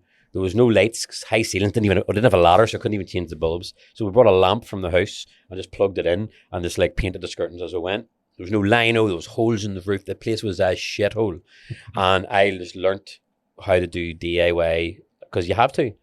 And then every Saturday, my mate, who was doing the sleeves on, would come down from Portadown, and he would come and join me. And those days were like super days, because you had help, and it was during the day, so it was light, and you were just blitzing through stuff. He was older, he would bring tools, and we would get loads of shit done. Then I needed lino. I didn't even know what lino is. I still to this day, I see a sign saying £22 a square meter. I'm like, I don't even know what that means. Like, do you know what I mean? Like, just tell me how much it is for one of those, and tell me how many of them I need. And I went to this place that did like lino and carpet, and I went in and was like, look, I need to get like flooring. Like, how much is flooring? And he says, I'll come around. He came around, measured the shop. This is the shop I'm in now, by the way. Oh, is it? Yeah. Okay. I'm still there. And he came into the shop and he measured at the hall, stairs, landing, and it's like a lot of floors. And he was like, son, you're talking about 1,500 quid here, like. He says, I was like, fuck, right, is that how much flooring is? He says, yeah. He says, man, I think I've got like 200 quid or 300 quid. He's like, geez, tell you what, I'll see what I have lying around. And he came back, and never remember this, forget this Saturday, because when the floor went in, it was this like light wood lino, and it just looked amazing. The whole place just looked fresh. It was just, we had the windows open in that waiting room area. Yeah. And my mate was sitting there with a cigarette, and I was sitting with a cigarette, and I was like, it's fucking happening. Like, and there was a few weeks of that. It was happening. It's happening. Same thing, went to this DFS, needed a sofa. Same story. I didn't know how much sofas were. They sold me one out the back that was a return, and they said, we'll send someone around to fix the legs on it. A guy came to fix the legs, and he was like, oh, so what's this? Oh, it's going to be a tattoo shop. Oh, tattoo shop. When are you opening? Probably on Monday. All right, like, call down. I says, well, it's actually, I'm just doing appointments. Oh, even better. An appointment. Brilliant. I'm sick and tired of queuing up for fucking tattoos. He came in on the Monday, and I opened up, and I never did a tattoo ever, any day since that first day I opened up. Never sat in that. I've never been in that building in now nearly 20 years and not done a tattoo. The next day, his brother came in.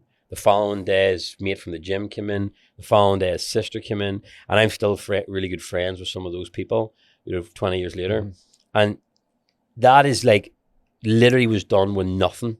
No money. That shop, I think I got for about $2,500, $3,000. That's fucking awesome. You're still in that same shop as well. Now it has completely morphed into a museum, because I got paid for tattoos. I literally was buying stuff, and now it's like a mausoleum. It's just full of stuff. But people see me now, social media, and I certainly embraced the whole lifestyle thing, and it's a bit of the Asian thing in that culture, very much about showing wealth to receive wealth. But anyone that knows me of how it started, it's like, fucking, you need to know where how that started. Because that's why you get the support from where it is now. Yeah. Did you get see back then when you were, you're coming out the factory, you're getting the bus, you're going down to the shop. Like, did you have the way you described it there was like you were flying by the seat of your pants and didn't really know. But what you're describing is it sounded like you had a vision of what. I was flying by the seat of my pants then, and I'm flying by the seat of my pants today. I haven't stopped doing that. The whiskey's been done the exact same way. Exactly the same way. Do you have no vision of what, like... No, there's like, you're so busy, it's like whack-a-mole, you're so busy dealing with short-term situations that it's like, I don't know, that there's a long-term plan, but like a lot of these things, like, it's like climbing Everest. If you just walk looking up, I don't think you're going to get very far. You just got to get your head down and just take it step by step. And I mean, yes, of course, you could lift your head up and go, I'm not even on Everest anymore. I'm on that mountain. But maybe that's the mountain you're meant to be up. And that's like, you had asked me about why did you pick whiskey? I didn't pick tattooing. I didn't pick whiskey. It just happens. Like, you've obviously seen the whiskey whenever I used to put up videos of me just grinding corn. It was a hobby. People used to message me. You may well have been one of the people who first messaged me saying, oh, when can I try some of that whiskey? And I was like, it's fucking not even a thing, really. It's just me fucking around. And it just grew and grew and grew. Like the box, like the Dragon Claw logo, I drew that and I have the original drawn in the house. There was like, it just seemed like the natural thing. White dragon, dragon of course, claw, for sure. It was no real, there was no, and I know guys now who outsource to companies and, you know, and they've seen their 20 grand's worth of brainstorming and all this stuff, and it's just over engineered and by committee, and what comes out the other end is just so construed, and it just seems so heavy and labored in ideas and no real clear vision. Where this is like, it's just me. When I get it right, I get it right. When I get it wrong, you know, I operate in a vacuum, which is, it sounds like the worst possible thing, you know, because sometimes I say to people, like, you know, you've got to use every resource around you and learn from, you know, all these things. But in the same respect, I don't take my own advice. I don't learn. I just seem to like, my wife is my sounding board. You go, I think I'm doing this. I don't think you should. Well, no, I definitely should. And like, it's just, it's pure seed of the pants. There's no, the thought process like, is. What I mean is, I don't mean like you have a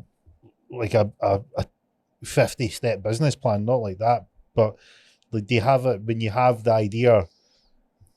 Is it a case of, hey, look, I know the next step is getting lino, but in the back of your mind you go, well, I've got an idea of what the shop's going to be like, or you're sitting there turning the corner? Honestly, not a single thing, a single thing. See that the way you're describing that there, I'm thinking this is literally what's the next step? Oh, it's that, and you're explaining it as well, I needed a shop and I found a phone number. It's so organic that is literally like deciding you want to grow something and not even looking at what seed you're going to put in the soil.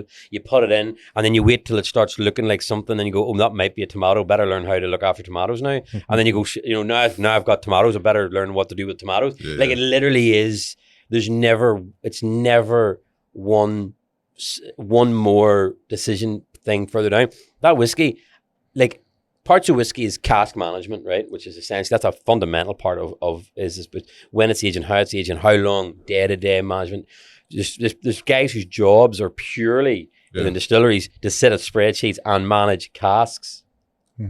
I haven't a fucking clue about where any of my whiskeys are. See, Janet freaks out. She says, if you die today, I don't know anything. There's no plan. I don't know what your wishes. I don't know what the next release is called. I don't know where, like, is there a design for it? Like, I don't know the strategy. How if you drop dead today, am I able to even hand that business over or sell it to someone who knows there's a vision? Because it's all in your fucking head. Like, the shop design, anytime I do design the house, it's all in my head, drives people mental. It's like, when we do videos, it's like, Chris, you need to write shit down. I'm like, this is happening as you're hearing it. This is happening as you're hearing it. There's no like, there's no pre-plan. Sure, when you came on the podcast, people were like, so did you think about what you're going to say before you went on? It's like, don't think about it at all. No, not clue. I think it interrupts the flow. Like, people have asked about that before. Like, if I've got a pal in Ireland, and he's like, how long does it take you to write the script? And I'm like, I don't. There's no script. So when we did the first one, you're like, I do the intro and outro at the end because I don't know what the fuck we're going to talk about. I was like, that's fucking sweet. Yes, absolutely. So listen, we're going to go and talk, and wherever it goes, and at the end, we'll know what the intro is. Yeah. You know, but so the reason why, like, it's what I'm leading to, just is actually for anybody that is thinking about doing things, but young people like thinking about doing a business in a world now where there's so much information, it is. Don't sweat any of it. Don't even sweat the little things. Like, literally go for it, especially if you're young and don't have kids and you've don't have a nothing to fucking lose. You've nothing to fucking lose. Like, I look at the shop then, ignorance and confidence of youth, nothing to lose. Whiskey, a shitload to lose. But it didn't make me think anymore about whether or not I should do it. It really was it's like a flow chart. Do you want to do it? Yes. Can you do it? Yes. Is it going to impact your life to the point where it'll stop you being able to do it? No. And it's a very simple flow chart. And then everything else is just going to be fine. Like the port, I just finished doing the design for the 4th release of the port. And something came to my head about port typically would be like mulberry colors, like purples. And if you look at any port release, if you think of port, that's where you sort of go. And I just was like sitting there and I was just like, well, blue. And I go, I'll do it blue and silver. And I kept going on, like, and I was like, well, I'm doing it blue and silver now.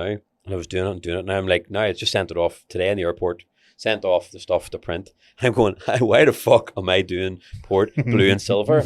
Like, I don't even know any whiskey that's blue and silver. It's usually blacks and golds and reds and golds. And, you know, I've done blue and silvers like gin. It's not even a fucking, like, it's more like vodka, cold. What made you go to try a port?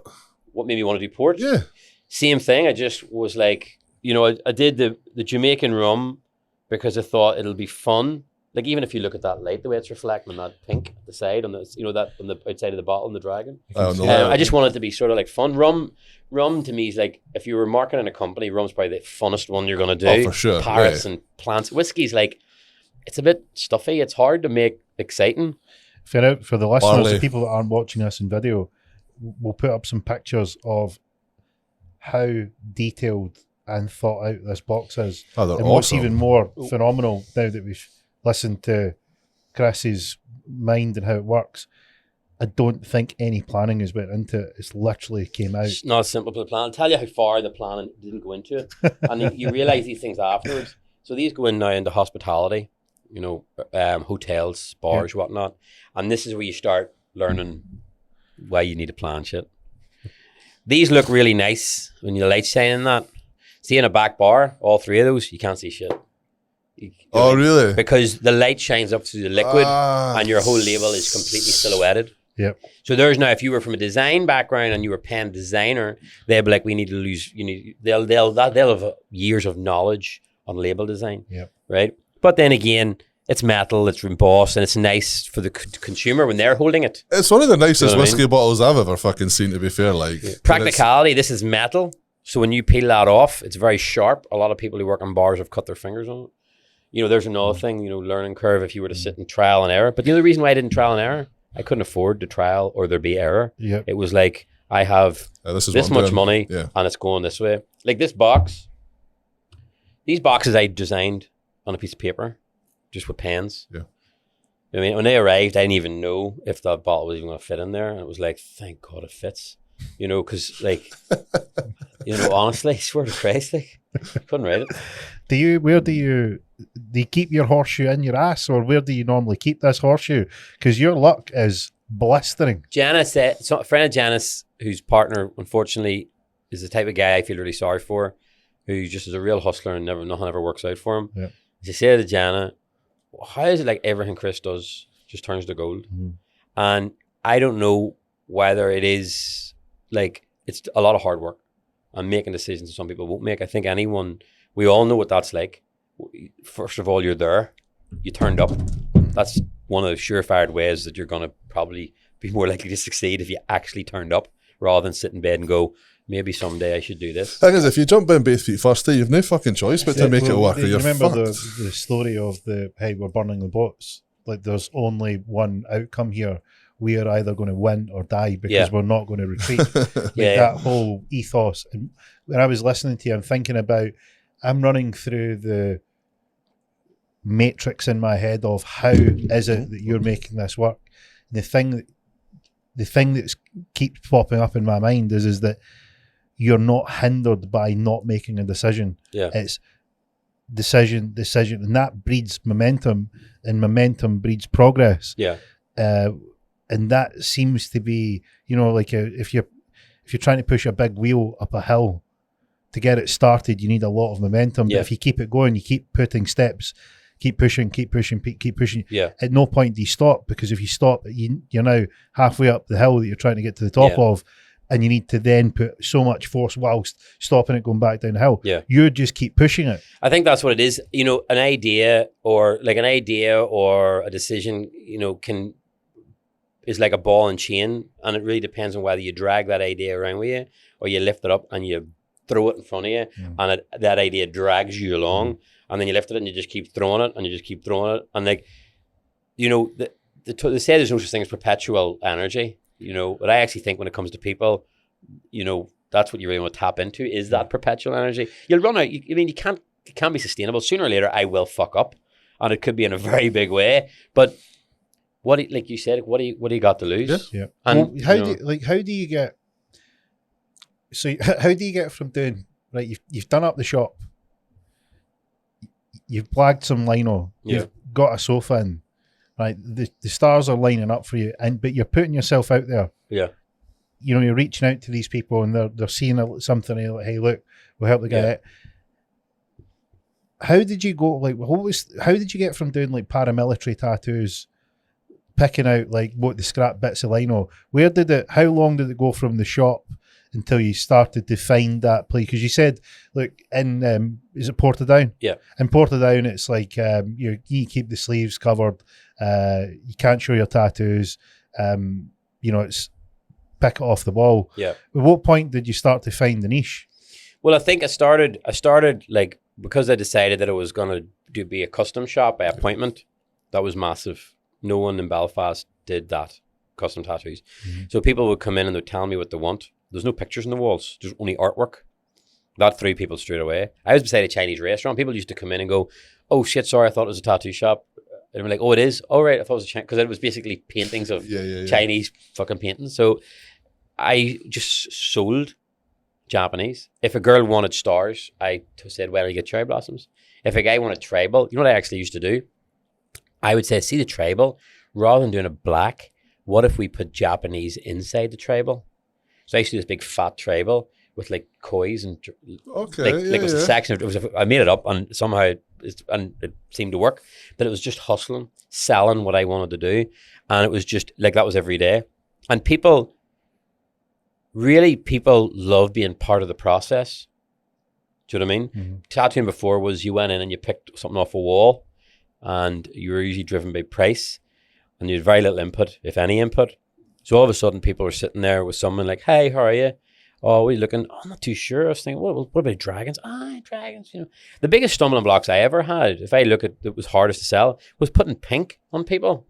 Like, I remember guys who'd be like, what are they like? Well, they're like a pink flower. No, not pink. That was the biggest thing. And then getting them to go for their bums. They were bigger hurdles. Actually getting people to get Japanese wasn't hard. They also were walking in the environment, which was full of Japanese stuff. Yeah. And it was just, and we're always, is Japanese stuff not really, like, we're curious in the West about it.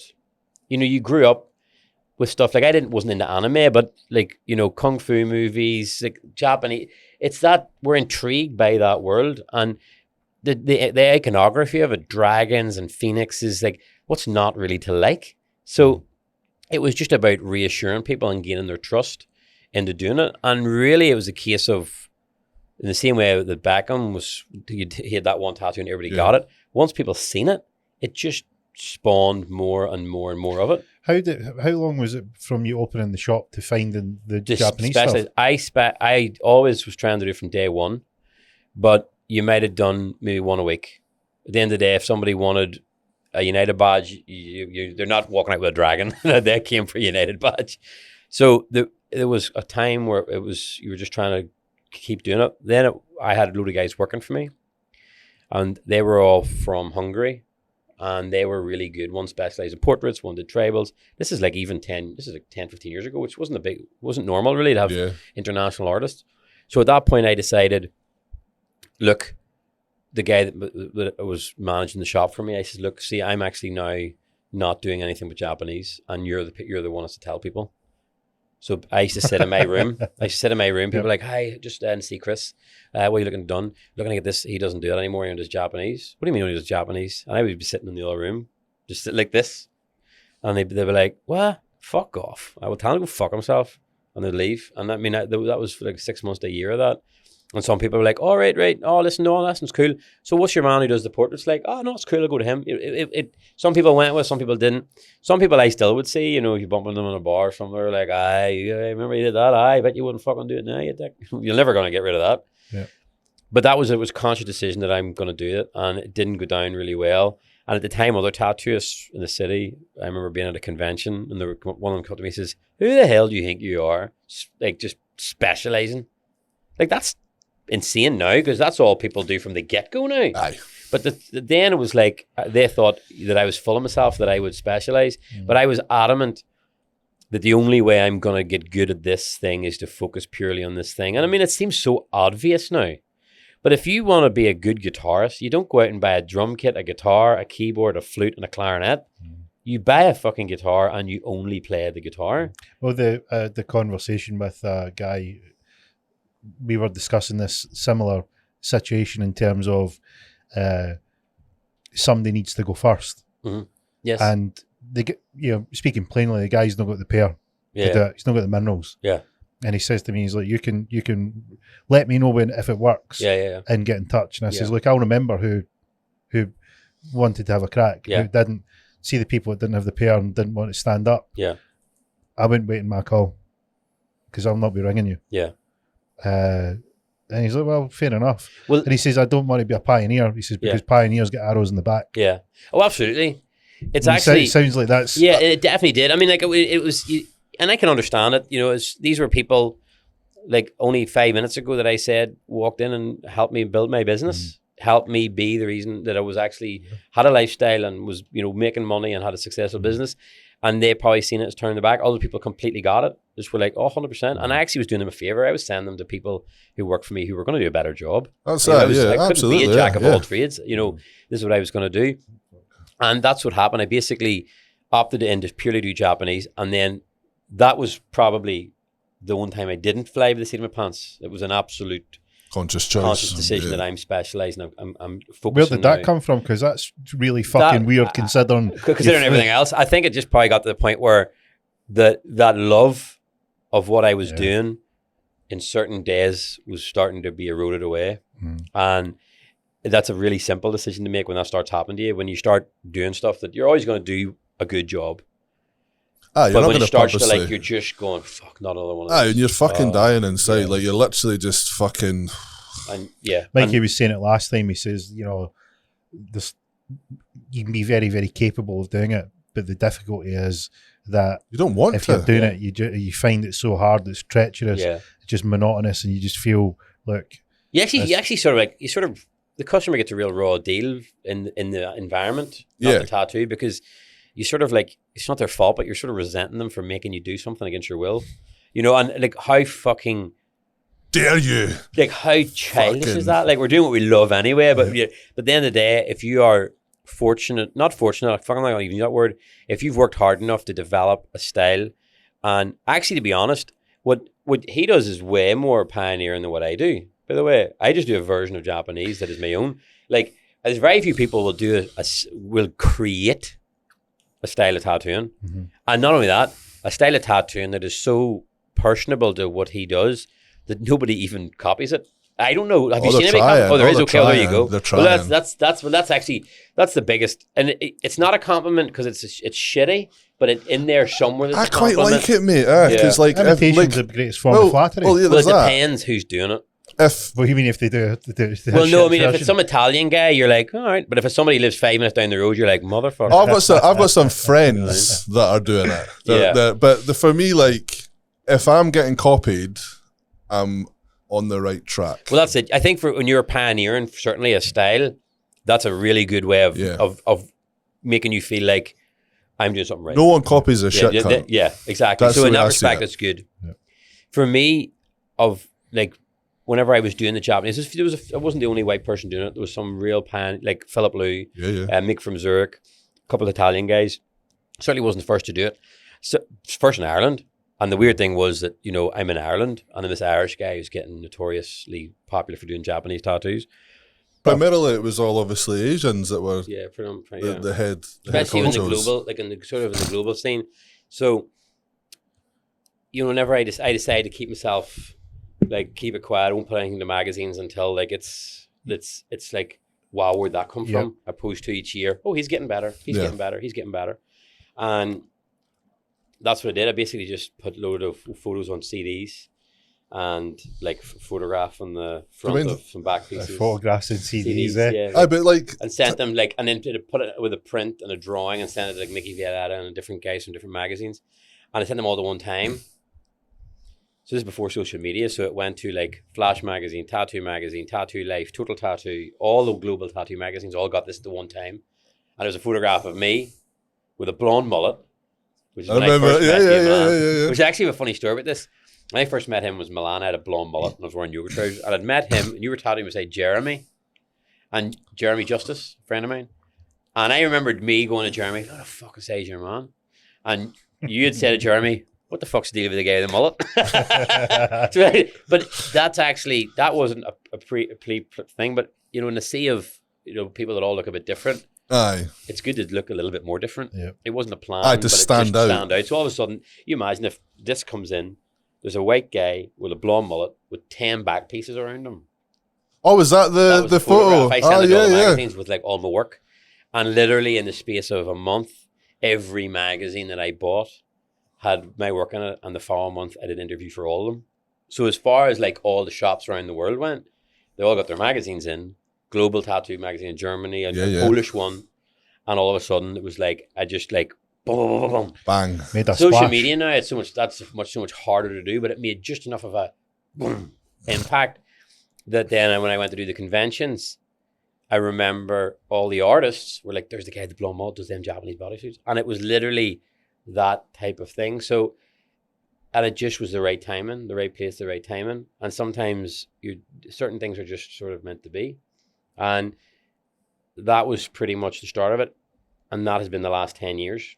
Well, I mean, I don't know if you're maybe playing it down a bit, where you've whether, I don't know if you intuitively know, but you've had a feel for how to market what you were going to do. So you've been very, whether you're completely aware of it. And his work's fucking tremendous as well, though. Do you know what I mean? Like if you look, for instance, if it was going by, I might be picking this up wrong, but if it's going by the, hey, look, he's getting better every year. Yeah. It's been that, hey, look, I'm only doing Japanese. I'm going to, like the guitar analogy, I'm going to concentrate in doing this. Yeah. And then it's been, I'm going to hold off the normal kind of run of things, which would be let them see and me getting a little bit better. And I am going to make an impact. I'm just going to push a rock off a fucking like if you've got a product, splash. See, we're in the people business. It doesn't matter what investment you're buying, doesn't matter what business you're buying. We are in the people business, and every one of them wants to make that impact. Yeah. And you've, whether knowingly or something, you definitely had that. So I would say it's not learned behavior, and it's probably knowingly more after the fact. And I think I said this, like we briefly chatted about in the car over, that the whiskey is sort of a bit the same. Mm-hmm. Sometimes, like marketing, if you sit there, like in our industry, in tattooing, there's words you don't talk about: product, marketing. We know that's what the things are, but we're so focused on the purest form of creating something that a lot of those things just happen naturally. Yeah. We love what we do. We create something to the best of our ability. It's not, there's no brainstorming session. It's not R&D. It's like literally raw creating of a product for someone and that personal interaction with them. So all of that is like, yes, if you look at that and you apply, like if you look at what I do, technically I export Japanese artwork out of Ireland to the global market, right? I didn't sit down and go, I want to get into the business of exporting Japanese artwork to the global market. But if you put it through a business lens, that's what you're doing. That's what it is. But we don't, nothing about what we did, maybe more so now. Young tattooists are much more included in the language of that because of social media, that they know the right things to say, they know the right things to post. Like they're scheduling their posts and all that. I still I finish a tattoo, it could be I could be lying in bed 1:30 in the morning and I just post it. I don't think about it, But so it's not consciously, in the world of tattooing, it's just done because it absolutely feels right. And you're getting the instant feedback. Like I said earlier on about the whiskey. Yeah. There's no, I still don't feel comfortable that there's people who have buy bottles of whiskey in their collections and I don't know them, because for 20 years, everyone who owns a bit of me, I know them really, really well. Mm-hmm. And whenever I went to the first distributor with the whiskey and I says, can I have a meeting? Can I meet the reps and chat to the reps? And so they really understand Dragon Claw, because I feel weird that I have these representatives going and part of their portfolio is one of my product is my whiskey, and they don't even know me and they don't know the product. So I need to meet them. And when I met the reps, I says, look, when you meet someone on a new account, these are new words to me, like a new account, give them my information so that they can phone me and I can come down and even really fill in the blanks. So they're really now, that is gold if you look at through the marketing lens. There's probably a terminology for that, where you've like direct access to an owner who's like invested, like all type of stuff. But to me, it just feels right because I have made a product and it's for people. Like you said, we're in the people business, and I want to create a relationship with the people that are building, have my product, and want to be able to connect with them, because they're ambassadors for me. Just like my customers who have tattoos over the years are going to go back to their countries, and somebody's going to walk up and say, "Where'd you get that?" So for me, it's not premeditated. It's just it's what I know from tattooing, and I know it from tattooing because we did it honestly, and there was no angles or things. You just there was decisions like that where it was like, I'm going to wait till I'm big and blow, but it was always driven by the love of tattooing primarily. So certain things have crossed over into the whiskey, but I do find, so there would be seemed as like, people say to me, you're really good at marketing, like the way you market the whiskey. And it's like, I haven't a fucking clue what I'm doing. Well, marketing's like, this is the thing is that when you look at marketing's always, a buzzword that's like a thing people throw around. Yeah, it's one big catch. Yeah, and it's like a lot of marketing people that I've met over the years don't know the foggiest about marketing. Yeah, marketing's really that connecting the product with the consumer or someone that wants it. Yeah, but and if you look at it sort of on the ends of the scale, you've got an ad for food and somebody thinks they're hungry and that type of thing. Yeah, it's low entry. Yeah, and you look how far up that spectrum that it gets to when you are doing the type of work that you guys are doing. Yeah, someone's coming in, you're making a visual creation of what their idea is, and then making it fit their body or their idea. That is about as far up on taking someone's. I've got an idea of product, and I'd like it to materialize, and you can have it, and someone's going to be there and do it and create it for you. Yeah, that's about as far up the other end of the scale. Totally, and that's what probably brings me back to why I'm so frustrated whenever the media just make it all about some wee tidbit, vox pox, and you're like, because you said about after chatting the last time you realized about this world, and I said what we do is a world within a world, because that's not all tattooing. Yep. I mean, there's a lot of guys. I mean, there's a lot of people lying right now putting a panthem on their tattoos, and they really are wanting to get their arm removed. They're really upset with what happened today with them. Because there's more shit than there is good. But we love what we do. And we are at the other end of that. And you're right, people do throw it around. But people ask me about in the business now. You'd be at an event, drinks event, they're like, so can I ask, who does your marketing? Do you need, we do marketing? And you're like, how could you market me? I don't even fucking know what Dragon Claw is. So how in God's name could you possibly know what it is?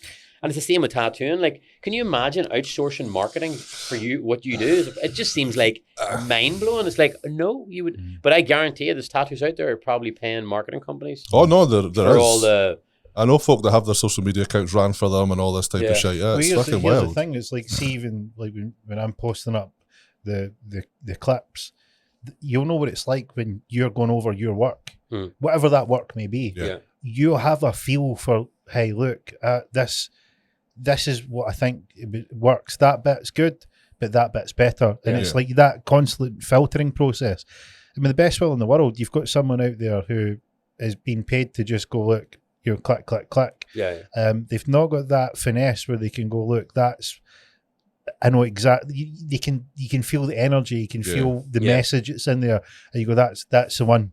Yeah, if I had 5 to pick from, that's the one that you go for. And see, wee things like when you're discussing, like, I'm going to concentrate on the Japanese artwork. You're getting a feel for why people might do this, the history, the mystique of the Japanese culture.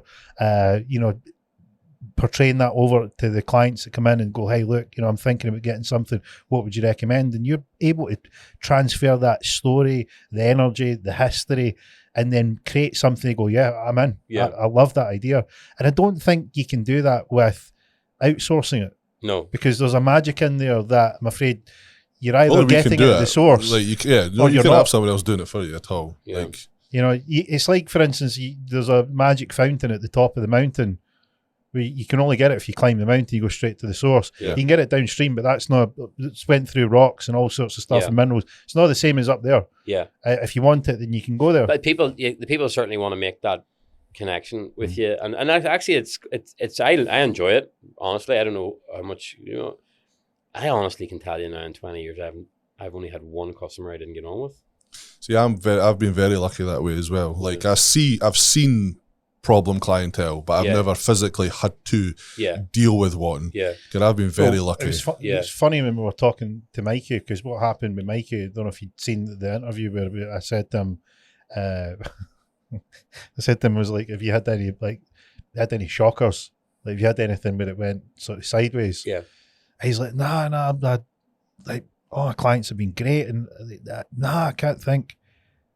Oh, well, there was this one time that it just all flowed out. Yeah. It was like but in terms of design wise, he was golden. It's just what happened during the process that fucking. I didn't see this at all, actually. Mikey was you could. So I had a guy and we were doing a half coy leg sleeve, and we're like 4 or 5 hours in, and he just sits up.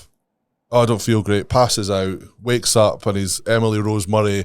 Projectile vomit, whited. Oh, no. That hard, it went inside a closed cupboard. He'd fucking whited over my whole setup. Yeah. It ran down the wall behind the fucking skirt. Like, he fucked my shop. Yeah. He'd pissed himself.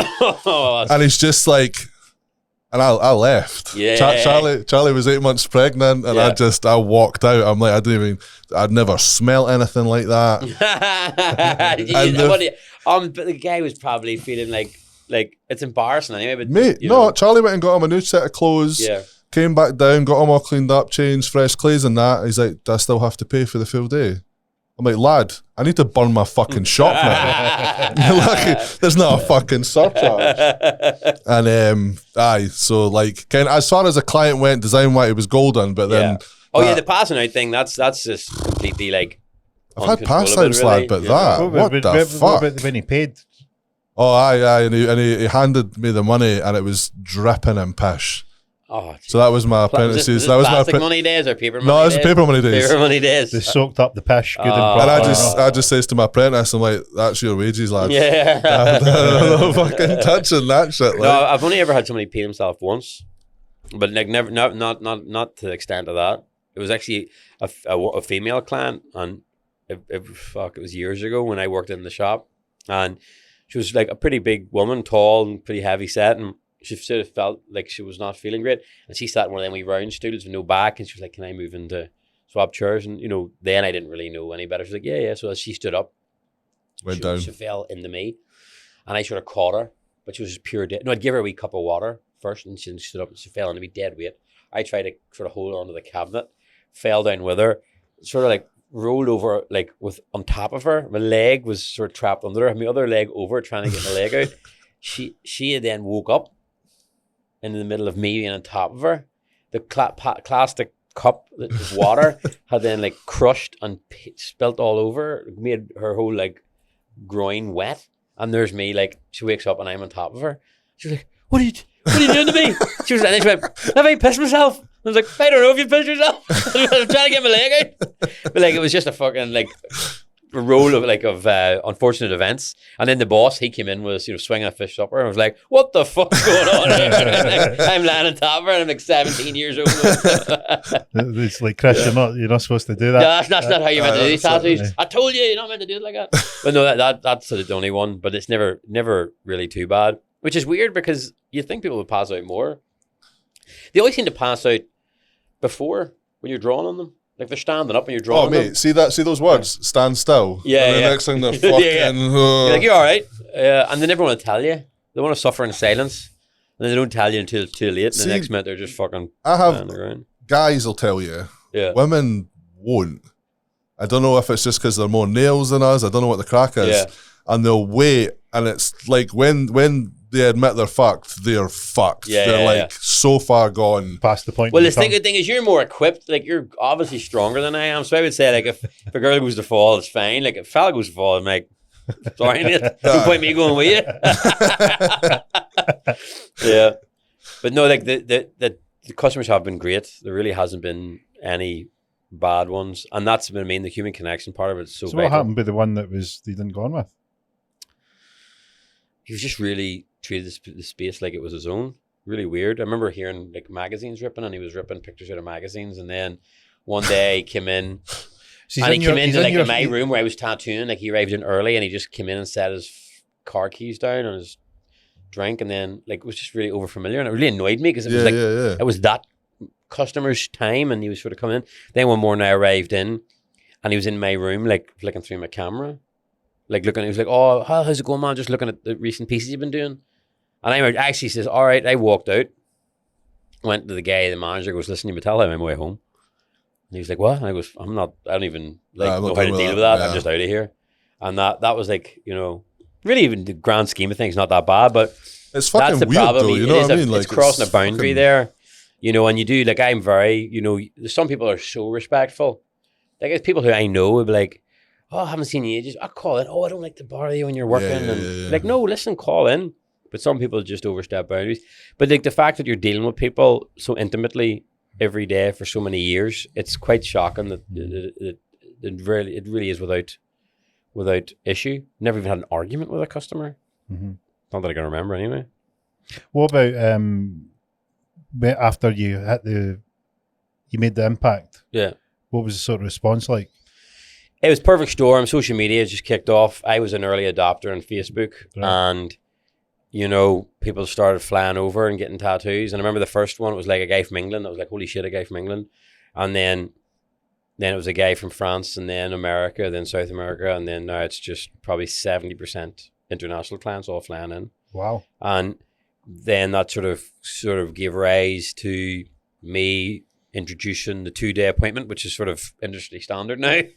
2 consecutive days. I remember the first time I put that up, and people were like, holy shit, 2 consecutive days. And then I did 3 consecutive days, and I do that more often than I would like to. Mostly, you know, people are flying in, they want to get it done. Mm-hmm. And then now it's like the 2-day back piece, which was about a month ago. But these are not things, I'm saying those in jest. These are not the way I like to tattoo. Because there's a guy who did his 2 back piece in 2 days. 30 hours. Is that the guy that like the appointment was kind of? Yeah, I didn't know it was meant to be a back piece, and he'd flown from Oklahoma, and he was flying out, and it had to be done. 15 hours, sat like a rock, didn't move, Holy, did not 15-hour shifts. 15 hours one day, 15 hours the next day. So he sat for 15 hours, and you're working on him 15 for 15 hours. And then when we finished at about 11:30 at night, I went home, and then the next morning came in at 7:30 and started again, did 15 hours and finished it. 30 hours, which is essentially a week's work in 2 days. That's a fucking... I was tired. Like, and he sat like a rock.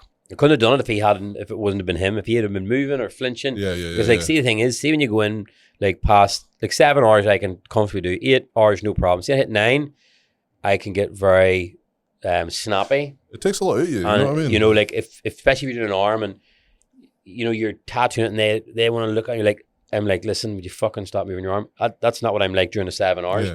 And I will say, but if I know someone's doing 10 hours, look, see when we get to about 8, 9 hours, I'm probably going to be a bit of a dick. You're going to want to probably hate me, but we'll get over it.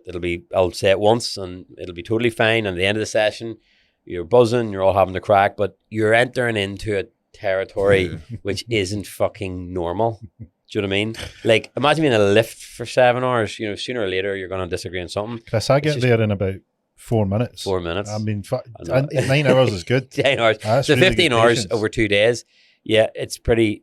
It's quite tiring. And then you're in again the following day. Yeah, that's the thing is they're doing it the next day with no reprieve. Switching on is hard. That's the hardest part, I think, for tattooing is like you have to just... If you're any other creative who works on canvas... or clay or metal work, they can afford to have creative blocks. Mm-hmm. You know, today I'm not feeling it. we have to turn up and be like, hey, we need to knock it out. What's happening? And if anything, I didn't realize I had issues until COVID, because I was turning up every day with a massive smile on my face. And it wasn't until COVID came and I realized, here, I'm actually not as happy as I thought I was. What do you mean? Did you just look in the mirror and No, I definitely suffer from mania. But I didn't realize till COVID happened. Well, like WrestleMania. WrestleMania, Ultimate Warrior. No, just manic. He coming in with the tassels, shaking the coil. Well, actually, in the height of it, it would be like that. Yeah. Poor wife has to suffer it, like, pure manic episodes. So what's it like with man? Is it super high, super low? Oh, ridiculously high. Right. And then like, the low's not so... And you wouldn't get it in the shop? Would it be... Oh, I do. And I know, and it's weird when once you realize it, you really realize it. Right. Like, I was blissfully unaware for years, like so unaware for years. And I wondered why, and I could just see some customers going, fucking hell, he is not going to shut the fuck up. I could see it in their face. Like, he's really wired. I would say, this people probably thought I was taking coke. Mm-hmm. And I would have never even drank in the shop, but it was just so up the high-do, like really like extrovert, million miles an hour, just insane. And it's only whenever I had that like 3 months off work where I realized, whoa, this is a good day and this is a bad day. Because you had to turn up every morning and just be the guy. Yeah, so you just flown in. And it. It's actually surprising how easily I found to just turn it on. But then you're in this job, right? Doing this thing, which is the ultimate like drug, the ultimate medication, right? You turn up, you've got someone who's excited to see you, excited for a day with you. You do a tattoo of you love doing. You know that person is going to love what you just did, and you're going to finish that job at the end of the day. So we're all like, obviously, we men driven by testosterone. We're driven by like, if we can complete a job, we're like, yeah, and like, every day. So you're getting like that. So all those natural chemical flows you've got going on are being completely trampled by this blissful scenario of being told how amazing you are for 7 hours. And at the end of it going, fuck, I love this, it's class. Then you put it on social media. And then you get it all over again. Fucking hell, you man. And you're like, wow, that is fucking amazing. The dopamine. Dopamine. And then if you're suffering from manic episodes, when you're already up, it's just like, holy shit. Like, so how high are you going up? How high? It's like Method Man. How high can I touch the sky? I'll tell you how high enough that somebody could come to your house and chat to you for 3 or 4 hours, and the next day ring you and tell you, here, were you all right last night? And you can't even remember them being in your house. Really? Aye. Putting 5 tea bags in a cup of tea and standing talking about whiskey. And then like, are you on drugs? And you're like, what? You're like, honestly, mad. But you know what? See, when you realize it, I absolutely love it.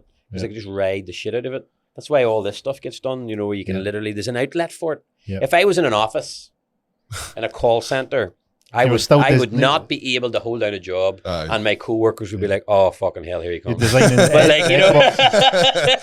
the egg boxes and CAD. You're like, what? And you get into that state, and then the lows are masked in those situations because of those bliss points. But also, like, super blessed, honestly, with like a partner that is the best thing ever, and the kids are the same. So like, there's no mechanical reason to be low. Yeah. Chemically, it's just unavoidable, and you just have to ride it out.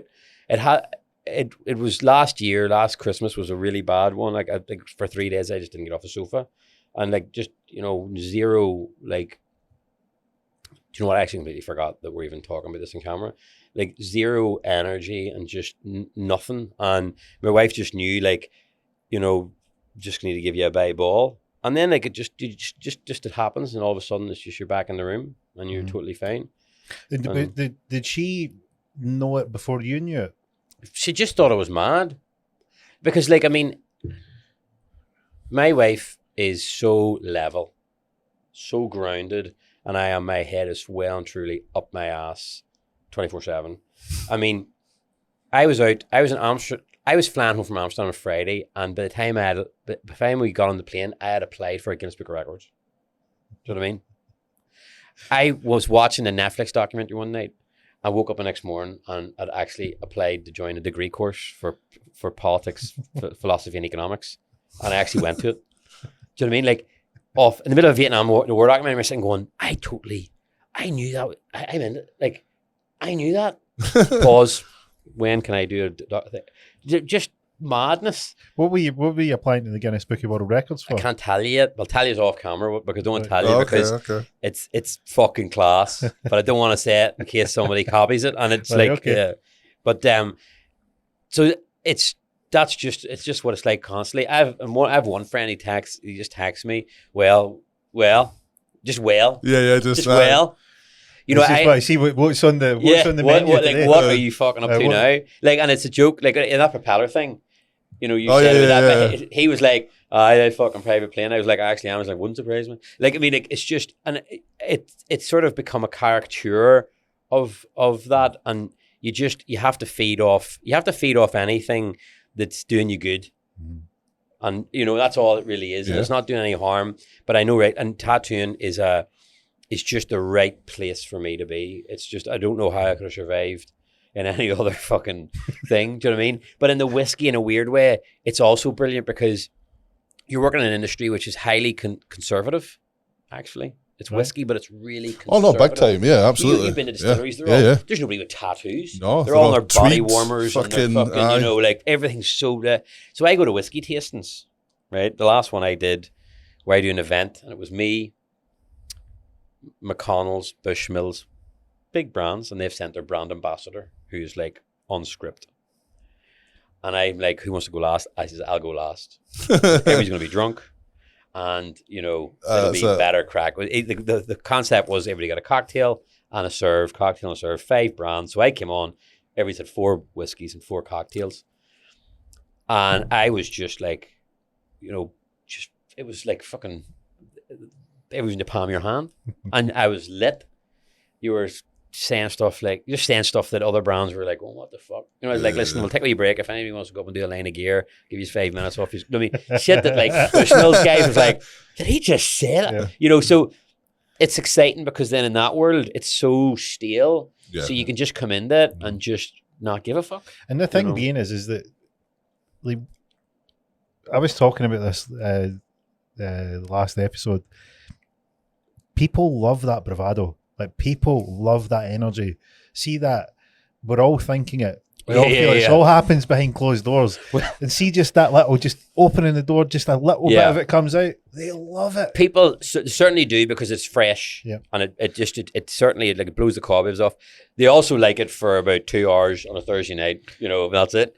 Try being somebody's friend for like 10 years and it's like, fucking hell. You know, it's people dip in and dip out. Yeah. But yeah, I just apply it to healthy streams and that energy funnels into these types of things. And, you know, it's a healthy, and tattooing certainly, I think. Hey, so when did it happen that you've lit up the impact with storing the pictures and the CDs? Early adopter with social media, people are now flying in, 70% international clients flying in. You've introduced the 2 and then the 3-day appointment, smashing out of the park. It doesn't sound like you're quiet.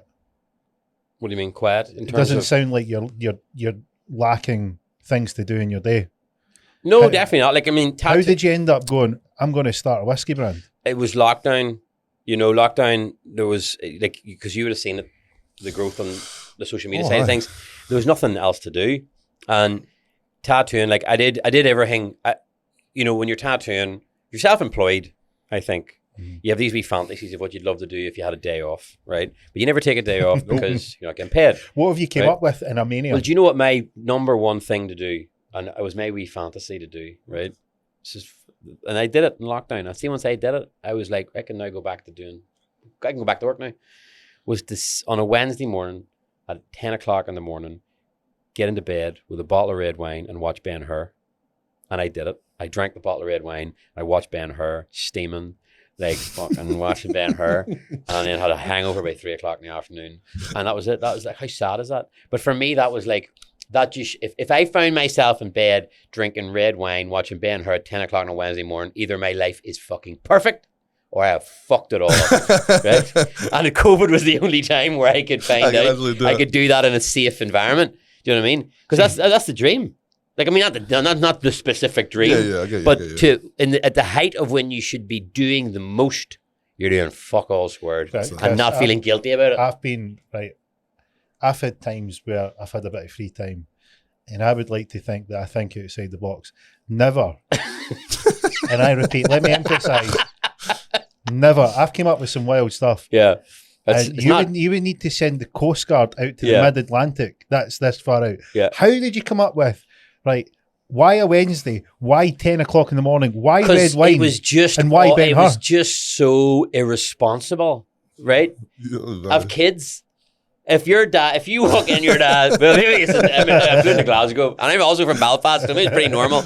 But if, to walk in and see your dad, right, son, with a bottle of red wine with his top off, watching Ben Hur, because Ben Hur's a long movie. It's a fucking. You can't go home after work and watch that. You could maybe watch it on a Sunday, where it's raining outside, just after your Sunday dinner. You could watch Ben Hur. Yeah. But there's actually your family are going to go, Dad, we're not watching this shit for 3.5 hours. Yeah. So for me, it was like there's this thing where it was like it was a movie. It was a long movie. It was indulgent. Nobody in the house wants to watch this. Not only that, I closed the door. I actually told my wife, I says, Jenna, today's the day. What? You're homeschooling? What do you mean? I am going to bed with a bottle of red wine. And I went past my pants and I had a plate of loads of cheeses. Just walked down the hall, right? Now, this is so removed from, you see your image and you paint the light and surrounds around. It's so far away because I am so productive. So for me, and actually, do you know what? An hour and a half into it, right? I was drunk because I drank all the red wine. And actually, I opened the door and went, does anyone want to come and spend time with me? I was actually really bored of myself, So, but yeah, that was what I wanted to do. So that was, COVID was whenever I decided, that I had more time to do whiskey. Whiskey's time consuming. So I was doing it at the weekends, making mash, waiting 2 weeks to ferment. But over COVID, the weather was phenomenal as well. So I was able to mash outside and I was just mashing, and social media wasn't happening. And talk about that dopamine thing that just been taken away from us. Some people did do prints, some people were active. I did that for a bit, bought clay, did a sculptor, painted a painting and whatever, and then just started doing the whiskey, and then taking photographs of it and putting it on social media. And I like the building of something. Like it's so easy to do it. Like you can literally have an idea, and if you're half savvy with a phone, by the time you wake up, you could have a business website, you could have a business Instagram and a few photographs, and that's that ball. It's like it wasn't thrown in front of me. Sometimes now you're thrown off the edge of a cliff, and you're like, and you watch the chain go. You're like, oh fuck, it's happening now, and before you know it, you're like, ah, and it's happening, and that's where the whiskey's at now. So you're doing the whiskey before COVID at the weekends? I was doing it before COVID weekend. I was making liquid probably 2017, I think. I bought my first still, and just making potching, moonshine, corn and rye. That. Corn and rye mash, so it was like very much like new make, but a bit more sweet because I was using corn and rye. I got someone brought in the Paul that you did his front, you did the Hanya mask. That's right, yeah. I've did his back, and he brought me some Puccino over that his dad had made. Yeah. So I've got a bottle in the shop. Yeah, so that's fucking cool. Massive big. How's it meant to be said? I say potching, but people do say poachine. Ah, yeah, because I think a lot of us do the Irish accent. It's one of those words though. I can like P-O-I-T. I'm like, how the fuck do you meant to say I think that? it's poaching. Most people say it's more the accent than the paid it. For different parts of Northern or Ireland, you'll say poaching, whatever. Yeah. But that's what I started making, and it was just, I think, there's no doubt about it. Having a social media presence certainly helped the brand. But whenever I started it, I didn't want to actually share. Like on your page. On either. Yeah. I didn't want to say on the Dragon Claw thing that it was owned by at Chris Crooks or vice versa. And I try to run them separately. And I honestly, I think that it's because over the years, I sort of went through a period, and you probably remember when I lost the weight and the beard was trimmed, and if you'd have seen me, you'd have thought he doesn't even look like a tattooist. He looks more like he works on Wall Street or something like that. And I think, honestly, if I was being truthful, that was probably a hang-up that I had that, when I started tattooing, we are smart. We are like business savvy. We are creative. We are passionate. Yeah. But yet we're always like, if you're sitting around with a bunch of like career people, it's like, oh, you just do tattoos. And I think the whiskey, I wanted to, as much as I was passionate about making whiskey, I wanted to do a business that would be like, be a business that people would respect. Weirdly, was I went into that world because there's no crossover. No one in that world had a fucking clue who Chris Crooks the tattooist was.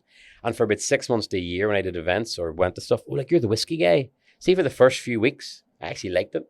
Like Clark Kent. Yeah. It's like, no, you're the whiskey guy. You're the whiskey guy for about a few weeks. And you know what actually made me realize after about 6 months? I actually felt like I cheated on tattooing. And actually, do you know what I mean? I'm not the whiskey guy. I'm the tattoo guy. That's what I love. And that's what I do. Yep. The whiskey thing was a nice, like, we sort of escape. But actually, what whiskey has done has made me realize how much I fucking love tattooing. So the whiskey was you were the whiskey guy was essentially your mistress. And I was my own mistress. Yeah. Work out. I was trans business orientated. I identified as a whiskey maker. We need to get the LGTV, HDTVQ, RSTUV crew. See what letters they've got left. Yeah. We'll try and fit it in. Put the WW at the end, because I was like, you're the whiskey guy. Oh, you're the whiskey guy. And I enjoyed it for a while, and I realized actually, like, I've realized in a lot of things that, you know, that you should really be proud of who you are and never think of what other people think of you. And you really shouldn't put that at the fore. And I think for tattooing, it was certainly the case. I think coming from working class background, and that's like, this is the oldest time. Yeah. Working people who come from working class backgrounds, who become successful, really feel the need to tell people that they're successful because they're so concerned about what other people feel and how they're viewed. And, such, and actually, you should be proud and content in yourself. One of the things that comes up so often, Chris, I've spoke to people over the years that have been incredible. I mean, fairy tale success stories. Mm-hmm. Their accolades are incredible. Some of the things they've achieved, and particularly the people that have risen up, you know, maybe for working class background or even more difficult backgrounds, that imposter syndrome is 100%. So powerful. Yeah. And it, like, I was listening to what you were saying there, and it sounded like, you know, you're the tattoo guy.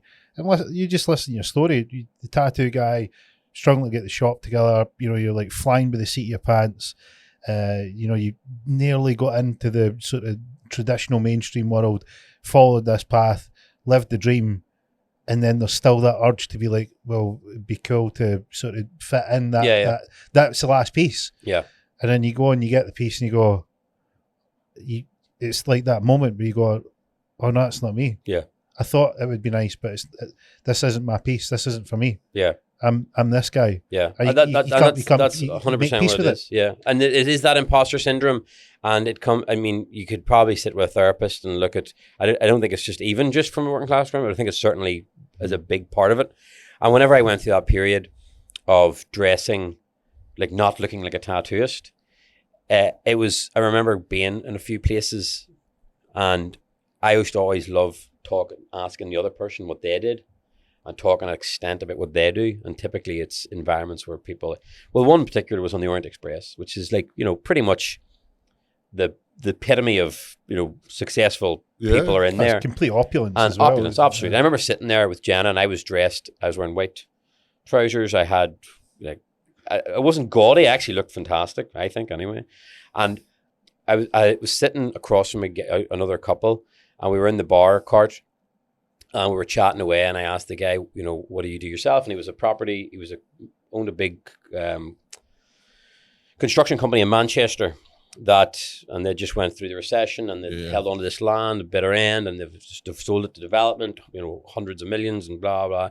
So I'm sitting chatting to him, and like I said earlier on in the car, through what we do, we meet a lot of people. Yep. So we get to know a lot about a lot of things. So means you're very good in conversation, because you're not just going, I don't know. I'm like, oh, actually, I know a guy. And what about? And you just try and, anyway, I like to really connect with someone, because it's almost like our 7-hour sessions. You're just wanting to chat. At that point, they then say to you, and what do you do yourself? I always used to go, well, what do you think I do? And then, because I don't have any visible tattoos, and then the beard was trimmed, they were like, don't know, maybe I'll work in finance or investments. You seem pretty clued up. And I'm like, I'm actually a tattooist. I'm like, fuck off. See, at that point, they can't change their mind. They've already met me. They've already listened to me, to all of those things that we usually get judged at on face value. And I used to love that. And then usually that'd be like, you know what? They'd look around. I actually got a wee tattoo years ago when I was, you know what I mean? So like, everyone's putting out a certain image. Do you know what I mean? To an extent, until you get old enough and wise enough to realize just be yourself. But in those environments, I learned that what we do, just if you sit down and go, how you doing, mate? I'm a tattooist. Fucking, you'll be an uphill struggle for conversation after. But then people would say, well, why would you want to talk to the guy? Why would it matter? If he doesn't like who you are, then you fuck him. You're I don't really want to go through life just going, fuck you, fuck you, fuck you. You know what I mean? Like, you're pretty lonely, you know? The thing is that people losing their identity or not knowing who they are is a difficult thing to go over. And certainly over the years of speaking to people who have went through that, they don't know that they've lost their identity. And imposter syndrome is typically they are trying to create an identity, what they think people want them to be or what they think it would be best to be. Yeah. And it's that situation where you need to draw the, see, look, rather than putting effort into creating this image of somebody that's not you, if you come to terms of who you are and put the energy in to develop that's going to be a much better way of doing it. You'll be happier, and you're just well, going you're to totally feel happier, fulfilled. You're doing the right thing. You're on the right path, and you're not. You've not got this sort of fictitious version of whatever it is that you think people want you to be. Yeah. So you're better putting it in there, and like this is what I mean about our generation. We understand.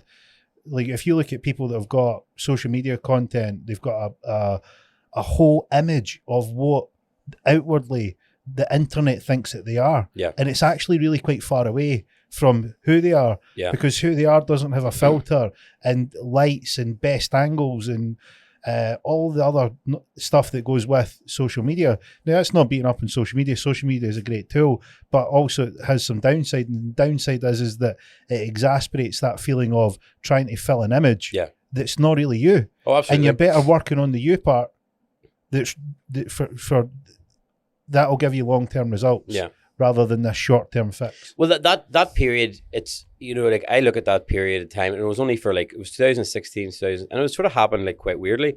It wasn't typically driven just by the standard material type imposter syndrome thing. It started off with actually losing a load of weight, and I used to be really into fashion.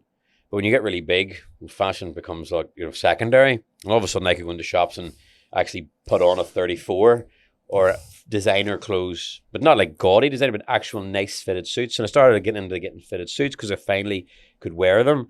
And part of what I didn't tell you at the start when I got into tattooing, my grandmother on one side was really into antiques, so she used to drag me every weekend to antiques first, but I loved it, which is why my shop's full of like antiques, Japanese antiques, sort of French turn of the century. I'm really into all that. So the Orient Express actually was a bit of an extension of that Agatha Christie sort of thing. It wasn't just about for the sake of it for outward appearance. There was actually I enjoyed a lot of stuff I did then, but I can't deny the fact that that whilst I was in those roles, I certainly was trying to deal with underlying imposter syndrome things. And I realized actually afterwards that I'm glad I did it, because there's some people that can go their whole life. Some people never do it, and go fair play to them. Some people go their whole lives just trying to find who they are. I managed to sort of like blitz through it and head on and go, who am I? Well, come out the other side. Well, thank God, I know who I am. Done. Done. Right. What's next? How much did the shoes help that you were wearing on the Orient Express? Oh, fantastically. People, I mean, whenever you check in there, it's got a designated check-in thing, and it is old worldly. That's why I really want to do it. I was always fascinated with that. If you ever watch Murder in the Orient Express or any of those, like even the Titanic, that old world, that people used to dress up to go and fly. Flying used to be like this thing. And, I like that, and I still have that. Like my kids, I still have conservative aspects, even though the hair and beard, but there's like the time and a place for things. So the shoes were phenomenal. And I mean, I had like custom luggage, nice, custom suit, cane. I had custom made shoes. And have you seen the shoes, Mikey? Have you seen the shoes? I've seen the shoes. How did you see the shoes? They're on your Instagram. On the carpet? Yeah. Yeah, they are lovely. Like, I've never worn them ever again. They're a one-time deal. I can get to them all, and I was like, wow. yeah. If I walked in tonight with them on, you'd be like, Jesus Christ, what the hell are you playing I need to have a fucking scroll later on to see what you're on about. Yeah. It's way far down, because it occurred to me, I was like, I better go and see if there's anything in. Like, when I was looking through your Instagram, you know, a lot of the work, the tattoo work, different styles and so on. You've seen the stuff for the shop, you know, you've been tattooing 20 years, looked really different. I've seen sort of like the different transitions. Yes, transitions, yeah, absolutely, yeah. And then I've seen the on the Orient Express. Yeah, completely different. But you know what? There's a few things that I've done in that time period where I was so proud to be a tattooist in those moments, right? Where I felt like I was an ambassador in that world for tattooing. Because on one hand, I might have been dealing with, you know, imposter syndrome. Didn't really realize at the time. But at that time, that guy and all that. So what happened that night after we all partied in the train, it was actually the nicest group of people you could possibly imagine. You would imagine it could be a bit, pretentious up there on our shit. It was absolutely fantastic. And I ended up being the last one to go to sleep. We were going through this French Alps, 6 a.m, with the head coach of Notre Dame. And the two of us were partying away, drinking. And the next morning, whilst we were partying, I had women up dancing, like old women, pearls and all. The piano guy was playing jazz. I had him playing Enter the Sandman, Metallica on the piano in the jazz part, right? Proper had the thing. Next morning, I walked into the bar cart for breakfast, and I got a standing ovation because I literally just was a cat amongst the pigeons, but made it so much less stuffy. Everybody up dancing, and have you met this guy? And I was fucking, when I say I have the drink on me, like I'm everybody's mate. Like, oh, you guys, I think you should meet him. He's into it as well. And it was brilliant. But I got an email from the CEO of Belmont Group afterwards, and it's probably a typical thing, thanks for coming. But he said, I was told that you were the last one to go to sleep. One does not simply travel in the Orient Express to sleep. You really embraced the spirit of it and everything. And that was sent to whitedragontattoo@hotmail.com. And despite all that and the great memories, and I just think that there's the guy, the CEO of the Belmont Group, was writing an email to whitedragontattoo@hotmail.com. And I think that that's why I've had comments over the years. People have messaged me saying, do you really think blah, blah? And I'm like, and from tattooists. Yeah. I've been, listen, we should be fucking proud of what we do. Mm-hmm. Why shouldn't we be doing the things that everybody else is doing? We're just as talented and work just as hard and we're just as passionate. Sometimes we work fucking harder. Why should somebody who just made some money in cryptocurrency do that whenever we're actually dedicating decades of our lives to what we do? I've never, I understand it from hearing for you guys on the other side of it, but I mean, I certainly never experienced or thought, personally, I've never thought or never heard of anyone sort of saying, look down on a tattooist and saying, look, you're there. I noticed it when I bought my car and I went into the car showroom. Which one? And the Maserati, and they didn't come anywhere near me. Did they not? No, anywhere near me. And I didn't even get the satisfaction of going back and actually buying it and going, fuck it. Because to be honest, I just was like, I just get so used to it. Yeah. You just got used to it. Really? You're like, oh, right, whatever. But then, when that number plate tattoo went on it, that was I felt again this is, I did this for tattooing, you know what I mean? I know there's probably tattooists who probably listen to this going, okay, he's so far up his own hole. But actually, genuinely believe that because I've sat for years, and you know it yourself, man, how many times you're never going to be asked. I'm never going to email going, BBC Two want a documentary on the intellect of Japanese art and the culture. It's never going to be that show. No. It's always going to be, can you 8 out of 10 cats need 6 people with face tattoos. And you're like, well, what the fuck? You know what I mean? But look, that media is dying. Big time. It's on its way. Oh, no, definitely. I mean, now you're on the show, Vice do fantastic shows by tattooing, and there is great outlets. Yeah. But whenever tattooing for the most part has never been put, it's not always been put in a great light. Mm. So I certainly feel proud anytime that if you're any part of when it is put up on a pedestal, and people do go, fuck yeah, he's a tattooist, And it does actually, ironically, then make it more mainstream. probably encouraging mums to go, I would actually like my son to be a tattooist. Yeah, for sure. You know, and I suppose that's like the bittersweetness of it all. As it has become more popular, fundamentally, like, we can moan about it, but then it means you have more customers. So you've obviously not got many visible tattoos, and like, can folk will ask you like, oh, what do you do? You'll be like, what? I don't have any visible tattoos. But the minute that you say I'm a tattoo artist, they immediately accept how I look. Whereas if I was to be like, oh, I'm a bank manager, they'd be like, why the fuck have you done that then? Right. But immediately, just instantly accepted how I look in face tats and head tats. But you know, it's funny. You obviously have got really obviously face tattoos, but I think that, like, you're like one of the guys that works with me. It's just, I don't see them. No, it's just, I just see them as that's part of, like, part of you. Yeah, absolutely. But I guess because we're in the industry, and it's like your tattoos and that. It becomes a point where you've got your new tattoo, you notice it, and then it's just your skin. Yeah. And you don't look at them anymore. And every so often you maybe catch yourself in the mirror and be like, oh, fuck. But you would definitely probably have way more experience with having face tattoos of that prejudice, because I've just talked about talking to somebody. See, it's and then tell them a tattooist, but it's because they wouldn't really know otherwise. The thing for me is I don't know what people are staring at me for.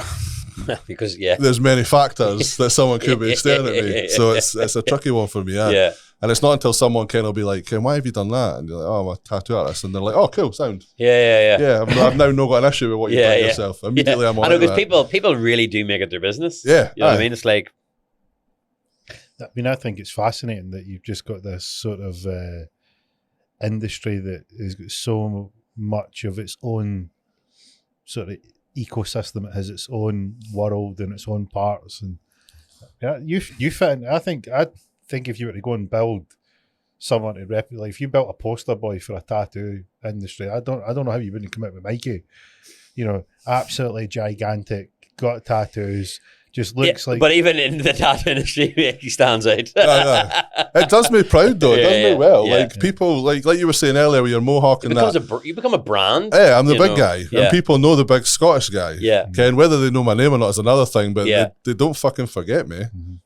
Yeah, I mean, like there's, you know, like you meet a lot of tattooists, and there's very few that actually, believe it or not, you remember. Yeah, I get honestly, like, because a lot of them blend in together same for sure. Sea of the same, and not just your work, but obviously your physical stature and personality. And I think it's because you're Scottish as well. Like, I mean, Scottish and Irish people, there's a bit of a kinship there, really. Mm-hmm. But like, it's not normal.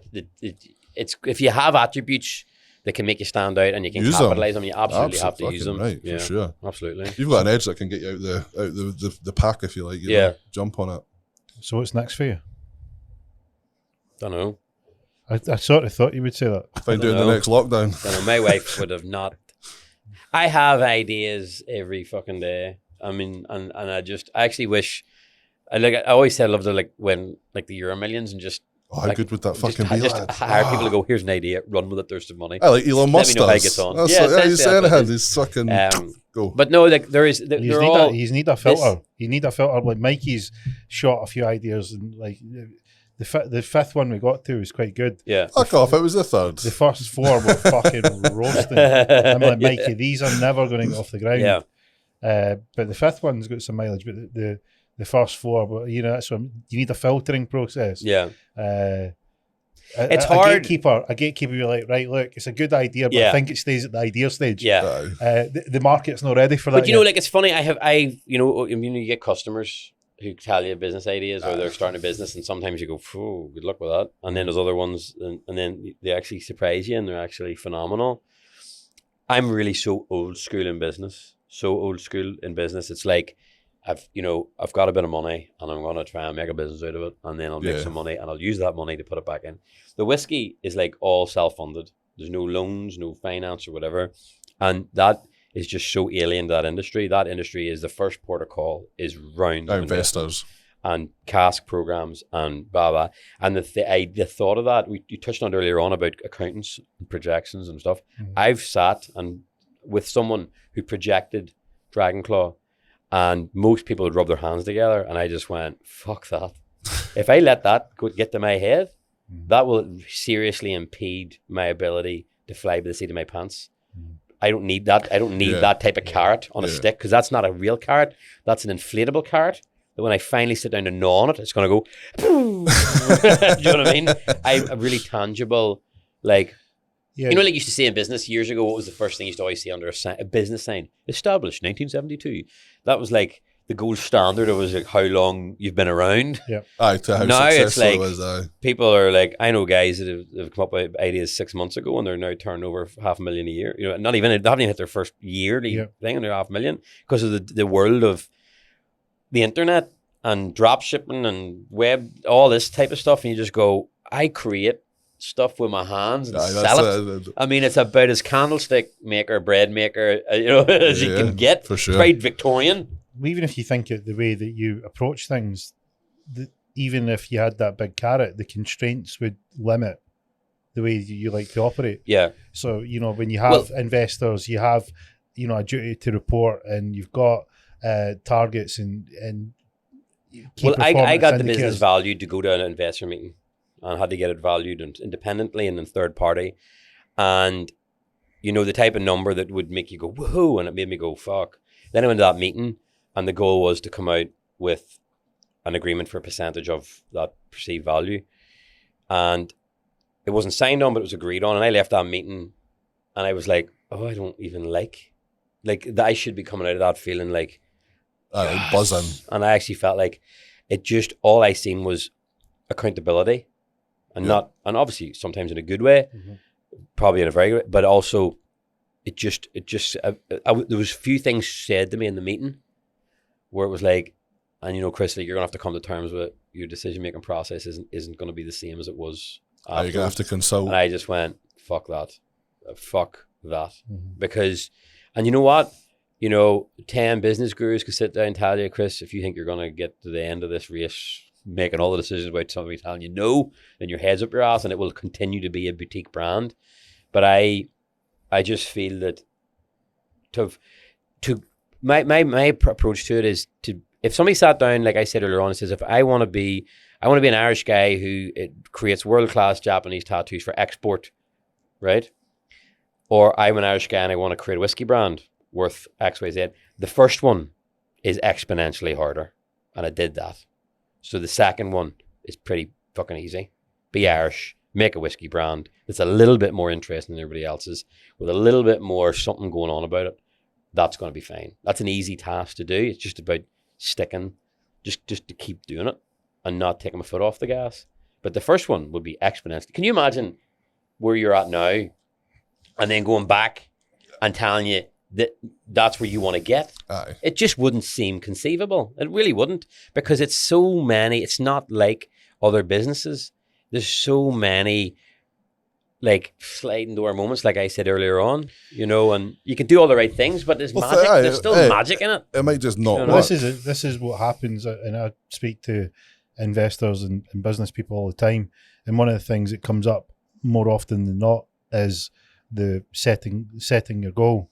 Because just like you mentioned earlier on, if you've got an idea, you need to have something that you can direct your energy towards. You need to narrow it down from the 360 degrees to sort of be like, hey, this is the direction I'm heading. And that's usually your goals.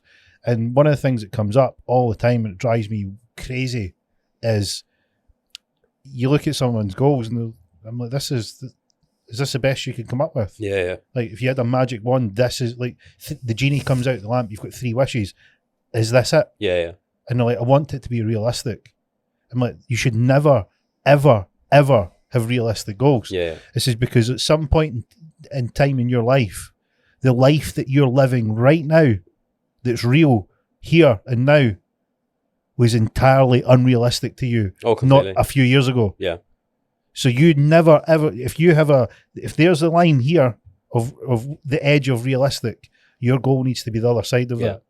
Well, that's that thing, like, a man's reach must exceed his grasp, or grasp reach. Mm-hmm.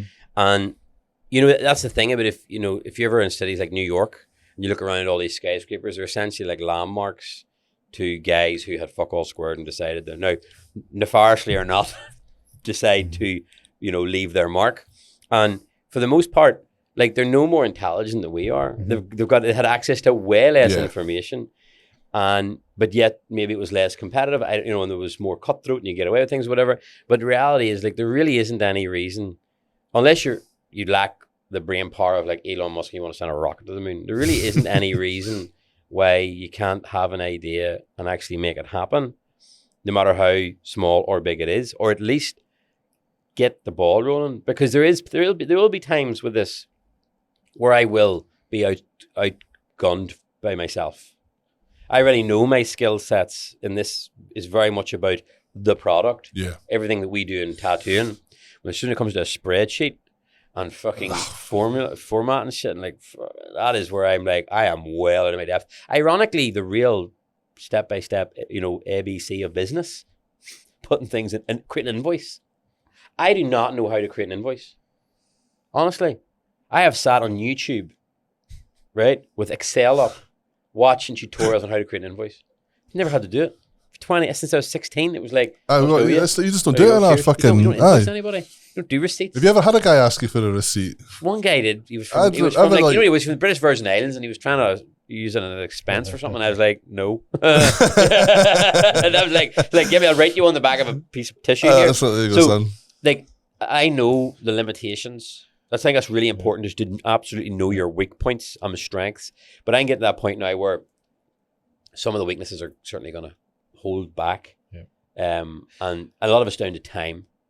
Like, I can't service and create new accounts next year for 100,000 units. I simply can't. I have to hire staff. I don't have the time to manage them. Then I'm going to have to hire management. I'm going to have to like outsource, take some of them hats off. And that is that dishing them out. And it's at that point where, you need, this is where you get back to the situation you were in, that investor meeting. Yeah. When you do that, now you're on the sliding scale where you go, should I just pass this whole thing over for a percentage because I'm already passing over some of the hats? Yeah. Or do I want more control, but I know I'm giving some of it away? But it's that finding the place where you see. What I think what I need is when it comes to the whiskey, I have no money and quite a lot of sense. What I need is somebody who has a whole lot of money and no sense. That's the investor I need. Type of someone who's like, you know what? Fucking love it. Like, and they usually come to you. They're the type of ones when you're actually at a whiskey tasting and you've went, do you want to go and grab a line of gear? And that's the one investor going, hey, listen, I'm not going to put it on the website, but I sort of like the fact that it's a little bit edgy here. Yeah. And I'm not like sitting out around for that unicorn. I'm certainly not even looking for it, but I know you ask like what's next. Scaling it up is simply what's next. Right now, it's been like I remember when the labels arrived, and the first thing I did was I had the bottles, just fill it with Jack Daniels, stick the labels on, just to see what it's gonna look like. Yeah, for sure. And the box, and I remember just going to whiskey collection, just setting it in, and I actually fucking teared up. I was like, I just fucking made a whiskey. Well, I didn't because it was Jack Daniels, but the whiskey was coming, and I was like, oh my god, if this is all it ever is, this is a success. Mm-hmm. And you reassess, you reassess your goals. Do you know what I mean? It's like that. You get one. And the unrealistic's now became realistic, so you need to go back to and then you have to move your own goalpost right now. The next stage. If I get to there, fucking hell, how good will that be? Yeah. Then sometimes you coast right through it. The other ones you hit a brick wall and you just have to push and push and push. So now it's like even whenever these things arrive, like wee things like that, and like they're just adding more and more and more. It becomes that it's no longer a house of cards. It's starting to become a tangible brand with tangible social. I look through social media and I scroll through it and it's like, fuck, it's a real whiskey brand, and like it's no longer a. Like I used to email people from White Dragon Tattoo because I didn't have an info at Dragon. And, you can imagine, I remember emailing Speyside, Cooperage, like, whatever my tattoo, then can I buy some barrels? I'm like, who the fuck is this guy? It's all business to business. But yeah, you do, next year it's, this is number 2, that's number 3 for the port, and the Missionary will be out, that's the 5, that's that collection finished. Yeah. And next year is the main release. There's a single barrel and a blend of my own liquid, and that's going to be priced like 35 and 45, pounds for the 2. Mass market, that's much bigger marketing. Yeah. And that's, if I can get that, it's a fucking miracle. If I stand in the warehouse and I look, because at that point, like it's the dry goods, it's a lot of money. But that's when I'm happy to take investors. I'll happily take people's money and buy something tangible with it. But the first investor I met was like, what would you do if you had £1 million? He's like, I don't even know. He's like, it's not even anything you want. And that's when I went, I can't be trusted with somebody else's money. Mm-hmm. If you're just going to buy shares in my company and go, you don't actually, do you not even want something? You're like, no. That's when I went, if I need an investor, it's when I'm ordering 100,000 bottles. The investor, pay for those 100,000 bottles. Tangible. Mm-hmm. I don't even want to come in near me. Yeah, but that's the thing is you got to understand that from the investor's point of view is that the relationship is that the closer you are to buying the bottles, the less attractive it is to the investor because you're likely to give less away the closer you get 100%. To that. And it's like, well, I would and this is where you get the feeling out of people. Yeah. Because if they really, really buy into you and the product works and it's conceivable to work, generally what will happen is the more belief that they have in you, the more likely you can be closer to the very beginning and get money. 100%. And that's what I mean is the people that are less believable. Yeah, it's like betting on a horse, in the last lap and he's in first place. It's like, well, the returns are going to be a lot less here. And it's like, but as the jockey, that's whenever, I get a bigger part of the trophy. Mm-hmm. I mean, I would say that it's certainly not, at no stage is a business past the point of investment, but my goal was to literally do that exact thing because I could have sold all of this idea and got money and probably got, lost 35%. But I know cases where people have relinquished too much because they simply didn't have the money. It's all relative. You don't have the money, you need the idea to have them. And it came to be bought out by a large company. And because they're a minority shareholder, this was life-changing money for them. But the large investors were like, no, we're holding out for more. And this guy's a lot older and time's not on his side. And, and I've sort of looked at that and went, never want that to happen. I also know another company that, needed a very small amount of money at the very, very beginning and relinquished, now I look back and go, I cannot believe that same percentage now, there's 5 zeros at the end of it. But again, it's relative. Company wouldn't have got to where it is now without that investment. But I have sacrificed 2 years and leveraged to the tits and, not done stuff and sold stuff off to just get it, it's like run up the pitch with the ball.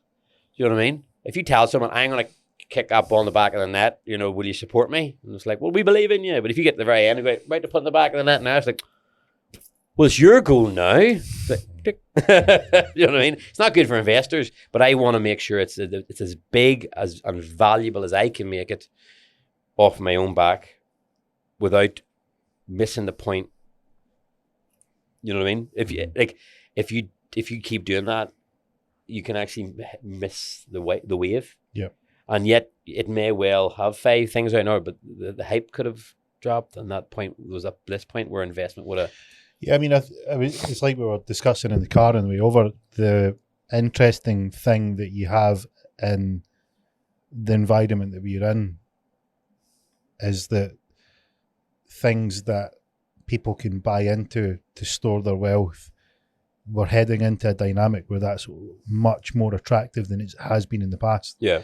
And you're probably likely going to see an uptick in the demand for places that people can store their money. Yeah. Other than the traditional methods. The whiskey thing is, and obviously, obviously you've heard of cask programs.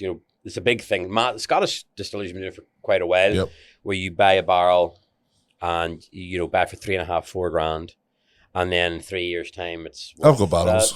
You got barrels, right? Yep. So. If you're passionate about whiskey, that's by far the only reason you should do it. If you're doing it from an investment point of view, now some people will be like, Chris, you haven't a clue what you're talking about.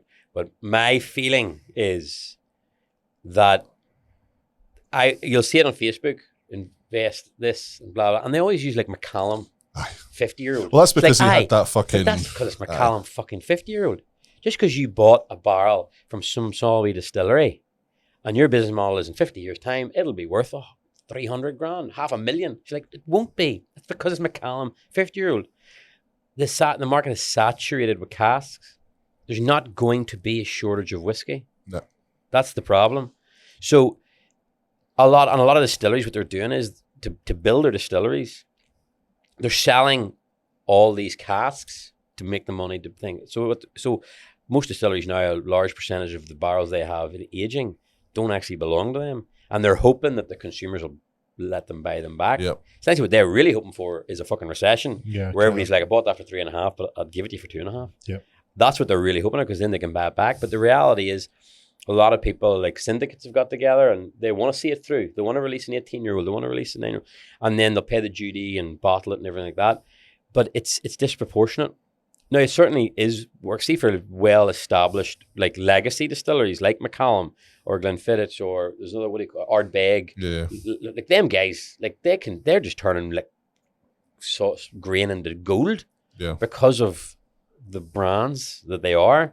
Young distilleries will 1 in 100 might even get close to that. It's Macallan's master distiller done my barrels. Is that who did your barrels? Yeah. I mean, like that's like it's a bit like classic car investing in cars for future classics. Yeah. Do you know what I mean? It's like, good luck. You know what I mean? I've got a 1994 Renault Clio there, I reckon. It's like, no, it'll be fucking falling apart before it even gets close to being a classic. You know what I mean? So it's trying to, it's definitely is a way of storing wealth, but there's a lot of schemes going on now. There's a lot of like people are selling barrels that that don't even exist. Yeah. You know, like anything that comes to investment, there's always going to be people that are going to use it as an opportunity. It's like I said earlier on, there is professional people out there that are window dressing things and not telling, they're telling what they believe to be the truth, and you need to decipher if it is or not. Yeah. And that's where the process becomes between arguing both sides. Yeah. What do the numbers tell you? And like, for instance, in that example, you'd be like, well, this new cask came to the market, yada, yada, yada. Well, how many casks are actually in circulation? What would be the total number be if this new batch was here? Yeah. Oh, I'm afraid there's a discrepancy here because you're selling the 100 barrels that don't exist yet. Yeah. Well, like we also we're not just in the people business, we're in the truth business, right? And you know, me selling barrels would be like pre-selling 50 sleeves. Yeah. You know what I mean? And getting all the money in and going, I'm never fucking getting them booked in. You know what I mean? Like that's what it'd be like. And then in terms of like hyperinflating value or saying that it's going to mature into something else, it's like, see that red? 50 years, that red's going to be as bright as that. Yeah. And that's the type, that's why I didn't want to do a cash program. It didn't sit well with me that I would owe people stuff that it might never be worth the value. Because these are, you know, but then again, big companies, they just meet a salesperson at a wee stand, or they think that no one's really there to be accountable for it. See, I wanted to take a punt with it, so when I got all the free government money through COVID, I was like, now's the time. If it goes belly up, it cost me fuck all. If it pans out, then I've made money off nothing. Well, I think, there's certain whiskeys you're going to buy that they'll always be worth at least what you paid for it. Aye. That's the reality of it. And for some, it is going to be a serious investment. You know, like Macallan, like I've seen this, the forecast of like people that bought casks back in like 1985 for like $4,000. Well, that lad bought one for 1,750 and sold it 25 years later for 246,000. That's class returns. You know what I mean? Off a fucking. Although then you could argue if he bought fucking Apple stock or Amazon stock at the same time. Yeah, but then again, those are unicorn situations. I mean, if you only invested in Amazon in 1996, your $1,000 would now be worth. I know. You know, fill in the date, the time, and just put that. You know, number. But whiskey's a good. I think it is still a good tangible investment. Aye. Do you know what I mean? Like the ass is not going to fall out of it. Oh, not you know. And at the end of the day, you'll always have whiskey. Yeah. You know what I mean? And that's sort of the nice thing about it. And other investments certainly, like you go like fuck. You know, you send and you go Jesus Christ. You know, then you turn into fucking.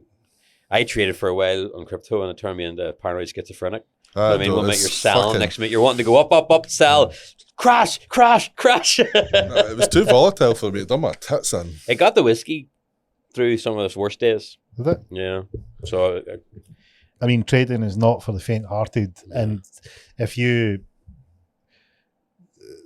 trading normal instruments is not for the faint-hearted. Crypto is like going to the casino in the Wild West on its most volatile day.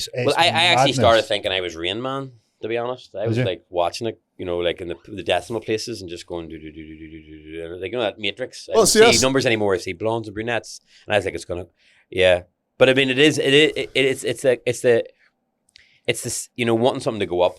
It goes up, you sell it, and then you instantly want it to fucking fall. Aye. Do you know what I mean? So you can buy more. I couldn't cope. And my stock alarms are going off 4 a.m. because the trading times are crypto, you know, they're not very sociable hours as well.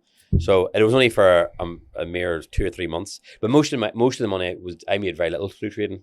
Most of it was just from the initial investment that just went fucking boogaloo. And I remember, and you know, this is you're self-employed. I remember it was Boxing Day, 2021, and I remember sitting, going, I've made more money today, and in the past 10 minutes that I ever made tattooing. It's never happened to me in my life. You know, it's not passive income for us. Like, it's fucking proper. Yeah. Turn up and do the work, and it is. You could get carried away with like the whole money for nothing, but it's also frightening because, you know, I watched a customer from Australia. Good customer of mine. It was over at Christmas the same time getting his back piece done, and he lost 150 grand in the space of 10 minutes. And I remember him just stand at the computer. I have a photograph on my phone. That was the thing with crypto, kid. You could be a millionaire at 9 o'clock in the morning. By 3 o'clock in the afternoon, you've got fuck all left because it's just like, disappeared on you. It's literally playing with fire. Yeah. Yeah. Well, I'm actually glad I did it, to be perfectly honest. Because it wasn't like a lot, but it was enough. Because like after COVID, things were like up and down with tattooing big time. You know, see, I was all right, lad. See here, it's been because of the international clients, nobody could fly in, so that was sort of really for bad. Sure, aye. And it actually really made. There was a point in time where I really thought like I was doing 2 days a week for 6 months, and I just thought, fuck, like this just shows you no matter how much hard work you build up, and you did nothing wrong, and an external factor just comes in and goes, fucked it all out. Nothing's guaranteed, you know. It's been a pleasure having you on, Chris. Thanks. You fucking sleep well at night, guys. You need to take some paracetamol after that. I talk some shit. No, you're good, lad. I know, I think you've held your own. I think you've been unduly hard on yourself. I just kept looking over and he was yawning. I was like, I got up early. I've had a fucking drama the past couple of days. My head's fried. I'm shattered. It's because he's on this fucking diet trying to get skinny. Fucking size zero. Are you actually on a diet? Well, size zero technically I'm in a calorie deficit, but how much calories are you taking in? Well, it's went up. I was on about 2,000 a day, but I'm up at 2,500 again now. State of that. Still the biggest guy in the room though, lad. And in 2,000 calories it says, I mean, there's like models on the catwalk that are eating more calories per kilogram. This is a fucking... See on a calorie... Man, look at them fucking legs. Like, I mean, I don't look at the definition as well, because that... It's coming. You always see it around the ankles, don't you? Don't play him, Chris. I was like that whenever I was a wee bit... He's sitting there, the TV's ego was a wee, like, bald cat. He's like, keep telling me, Chris. Give him nothing. He should be big. He should be bigger than that. He's impressive as it is. He should be way more impressive. It's coming, lad. It's coming. Here's the problem. How long will it take to get back to that photograph? Oh, I'm not doing that again. Yes, you will. That was... No, actually, I honestly... That wasn't fun. I mean, a lot of people say that. I don't think a lot of people my size go, I wouldn't want to be that size. I would. Right. But not for a long period of time. At the time, in that photo... I didn't think I was big. Looking back at the photo now, I'm like, fuck being that big again. Yeah. Because, but I've tattooed guys not as big as that. Yeah. And you're talking about like that thing. I hate tattooing them because they can't even do that. You know, you have no mobility. They have no mobility. Yeah. And you put it up and they're like, and it's just, I've watched them and I go, fuck, that's not. You can keep your mobility if you work on it as you are doing it. You're basically physio and like fuck as well. Well, no, just certain movements, like, because you get a lot of guys and they'll kind of do lazy movements in the gym. They won't do their full range of motion, and that'll start to restrict them. Whereas if you do the full range of motion and stick to it, you will keep mobility. But I didn't do that before. Yeah. You know what I mean? Like, you're just trying to grow. So your plan is to go bigger. I want to enter. So when do you start going back? When are you going to go to the gym? As soon as he mans up. I was actually joking. But clearly you're going to the gym. And this is the thing, like, I'm happy. He did this a few years ago, by the way. He shredded down to fucking almost nothing and got ripped as fuck. Is this for a photo for the it's just obliques? It's not even that. I don't know. Like, why did you do it? I just like, I want to enter my 40s just in peak physical condition. I just think if you enter your 40s on point, you will grow old on point. Yes, you're totally right. I went into my 30s in better shape than I went into my 20s. Yeah. Yeah, for and sure. I'm 38 now, so the plan is to like I'm not doing it from So yeah, you guys. this is the. I definitely do want to certainly go into my 40s not fatter than I was going into 30s. I was actually surprised to find that we were about the same age. I don't know why. I just think because like when I came up and you were this kind of smashing it, I just naturally assumed you had like 10 years on me. I think it's just because I started really young. Yeah, and that's the thing about it. Like most of my peers are much older. Aye. I was talking to James Conway in London. I'm like, how old is Chris? He's like, I think he's our age. I was like, fuck off. No danger. Yeah. He's like, nah, I'm pretty sure he's like I just late started 30s. really, really early, to it. And not that you look old, but I just assumed. No, I didn't look old. I mean, people used to. I'm getting lots of greys now. Do you dye your beard? Oh, I was waiting for you do. But you don't look like you dyed it, actually. No, you dye your eyebrows. No, but it's not too bad now. But like, see the other weekend when we were at the wedding, I was Cosmic black. Because I don't buy beard dye. I dye the missus' hair and I just use the spare bit of hair. It's proper. Like, do you actually? It's not even like just for men of that. Just for your Schwarzkopf in your face. It's full black Arabic, like I'd rock myself. Like get the wee line on. But it was pretty dark. No, mine's coming grey now at the stage. You can get I'm going to get beard dye because it's too harsh on your face. Like I can actually feel. What is your beard right grey then? I've got the Kung Fu Panda bits. It's like grey there. Oh, that's cool. So I grew it in, lad. I grew it in and I was like, oh, that's pretty smart.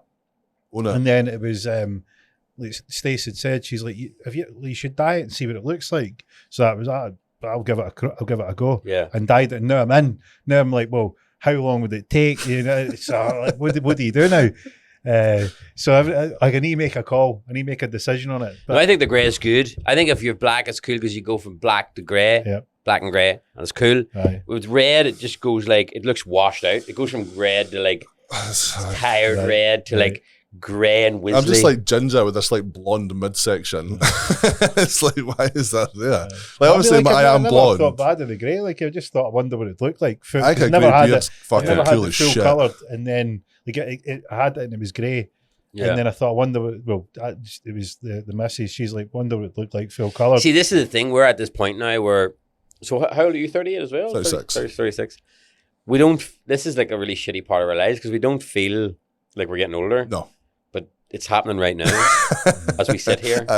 Like parts of our bodies are giving up. It's like I've noticed my feet have just like went from being 25 to 70. Oh, see, I'm not there yet. Like my feet just one day woke up and went, "Fuck it, we're out." They're like, "What the fuck?" You know what that is? Ben-Hur, red wine, a platter of cheese, and in your bed at 10 o'clock on Wednesday. You give yourself gout. No. I dance a lot. I think that's just because I dance a lot. My feet have just taken a pounding, Yeah, I notice when I'm getting older, if I do something like take Ragnar to a trampoline park, and I act like I'm fucking 16, and then in the morning I'm fucking broken. Yeah. Everything aches, and I'm like, right, I can't do that anymore. Yeah. Roger. Were you talking about Crocs? Oh, yeah, you wore Crocs, and did you get a pair of Crocs? I fucking forgot to bring. Oh. I've got my set. Bring me into this dirty, seedy end of the you'll have a pair of Crocs. I wear Crocs in the shop. There you go. Certainly in sport mode. You put the wee thing back. Oh yeah. See, thank you. Yeah, but now I must say, this is like I really thought weird. A lot of you before, Chris. See, in the shop, like it's changed. It's good. You don't care about them though, because they're like these, fucking cheap. Hokas are the dog's danglies. Hokas. Now running Hokas. Comfort. Yeah, like I obviously don't run. See these shoes here, right? Yeah. I dance a lot. They look like these Skechers that shape your arse. They've got that kind of like. They're really soft, super spongy. Like whenever I go out, see if I would be out, like I would go a lot of raves, and it's usually around 40,000 steps a night. So it's like a lot. So if you're wearing conventional trainers, like from a fashion point of view, like your feet are fucked. Like it's just you're really tired. But see these just from for recreational. See, like if you don't like walking, yeah. See, you put these on, you actually just can't stop walking. Honestly, like I bought all these Hokas, right? They're all like plain black, and some more like Gore-Tex, like sort of booty type ones. Yeah. And now my wife is like, "Should we go to the park?" And I'm like, "Yeah, let's go to the park." Because it actually makes walking like super soft. I've never even heard of them. Yeah, I've never even heard of them. Yeah, they're called. They've become really trendy now. Like they're sort of like fashionable. But I think if you got into them, you'd love them because some of the colors they do are fucking class. They're like they're crocky in their like the design type of stuff. Like they do ones that are like all like khaki colors. They do like really funky. I think you'd check them out. I'll I'll send you a have a link. I think, and they're really, really, really comfortable. Anything that gets you I'm out actually of the Crocs wondering. is I'm quite actually good. wondering for lifting. Like, would it be good? I don't know whether lifting. You want a smaller, very solid small sole. so you're not. You want You don't firm. have wobbly, right? Like a lot of guys will lift barefoot just so you're really planted. grounded, right? Aye. Okay. When you're pushing hard through your feet, you Right. don't want You don't want anything that that can absorption, give up, right? yeah. Okay. you want to be able to Yeah. feel. Because it's not an confidence of feeling impact it, yeah. sport on your joints. Right. You know, Okay. you want the. I thought maybe it might just give you wee cheekies. Oh no! See when Bit you're of like, momentum see when here. you're 200 kilos in, you want your heels to fucking be Yeah, exactly yeah, where you put yeah. them at the start. Like. When you've got 200 kilos in the squat bar, you're not getting Yeah. any.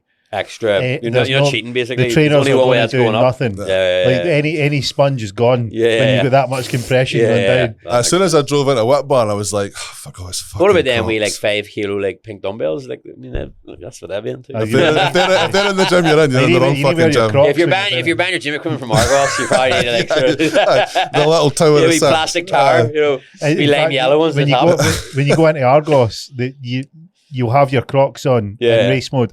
They won't even need you to order. They'll just go and get your pink dumbbells. Yeah. We know what he's in for. Yeah. And a yoga mat. Yeah.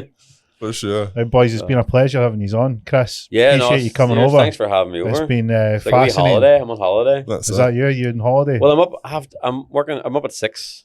I'm going to work in the morning at 9. Fucking Good. right, lad. Good Good, effort. man. Well, that's I have to, I actually was going to fly in this morning, and then I thought, like, I've never really spent the day in Glasgow, and I thought, probably best just going to work. Yep. Absolutely. That's it. Yeah. But no, listen, thanks for having me over. Really, really enjoyed that. It's been good fun. Well, I hope you enjoyed that interview with Chris. He is known to us as the guy. His story of coming up from working class background, nearly becoming a missionary, and deciding that he would not tell his mum that he was going to be a tattoo artist. His unusual approach of just getting the ball out in front of him, not having a solid plan, and just keeping it going. And who's to say it doesn't work, because he's pulled it off. Everything from bagging himself a shop lease to becoming the guy in the tattoo industry, and even delving into the world of whiskey and surprising people on the Orient Express. So I hope you enjoyed finding out a little bit more about the man behind the tattoos, and we'll include all his information in the show notes. Go check out his tattoos, but most of all, go and check the shoes that they had on in the Orient Express. So from us this week on Conversations with an Investor, that's a wrap.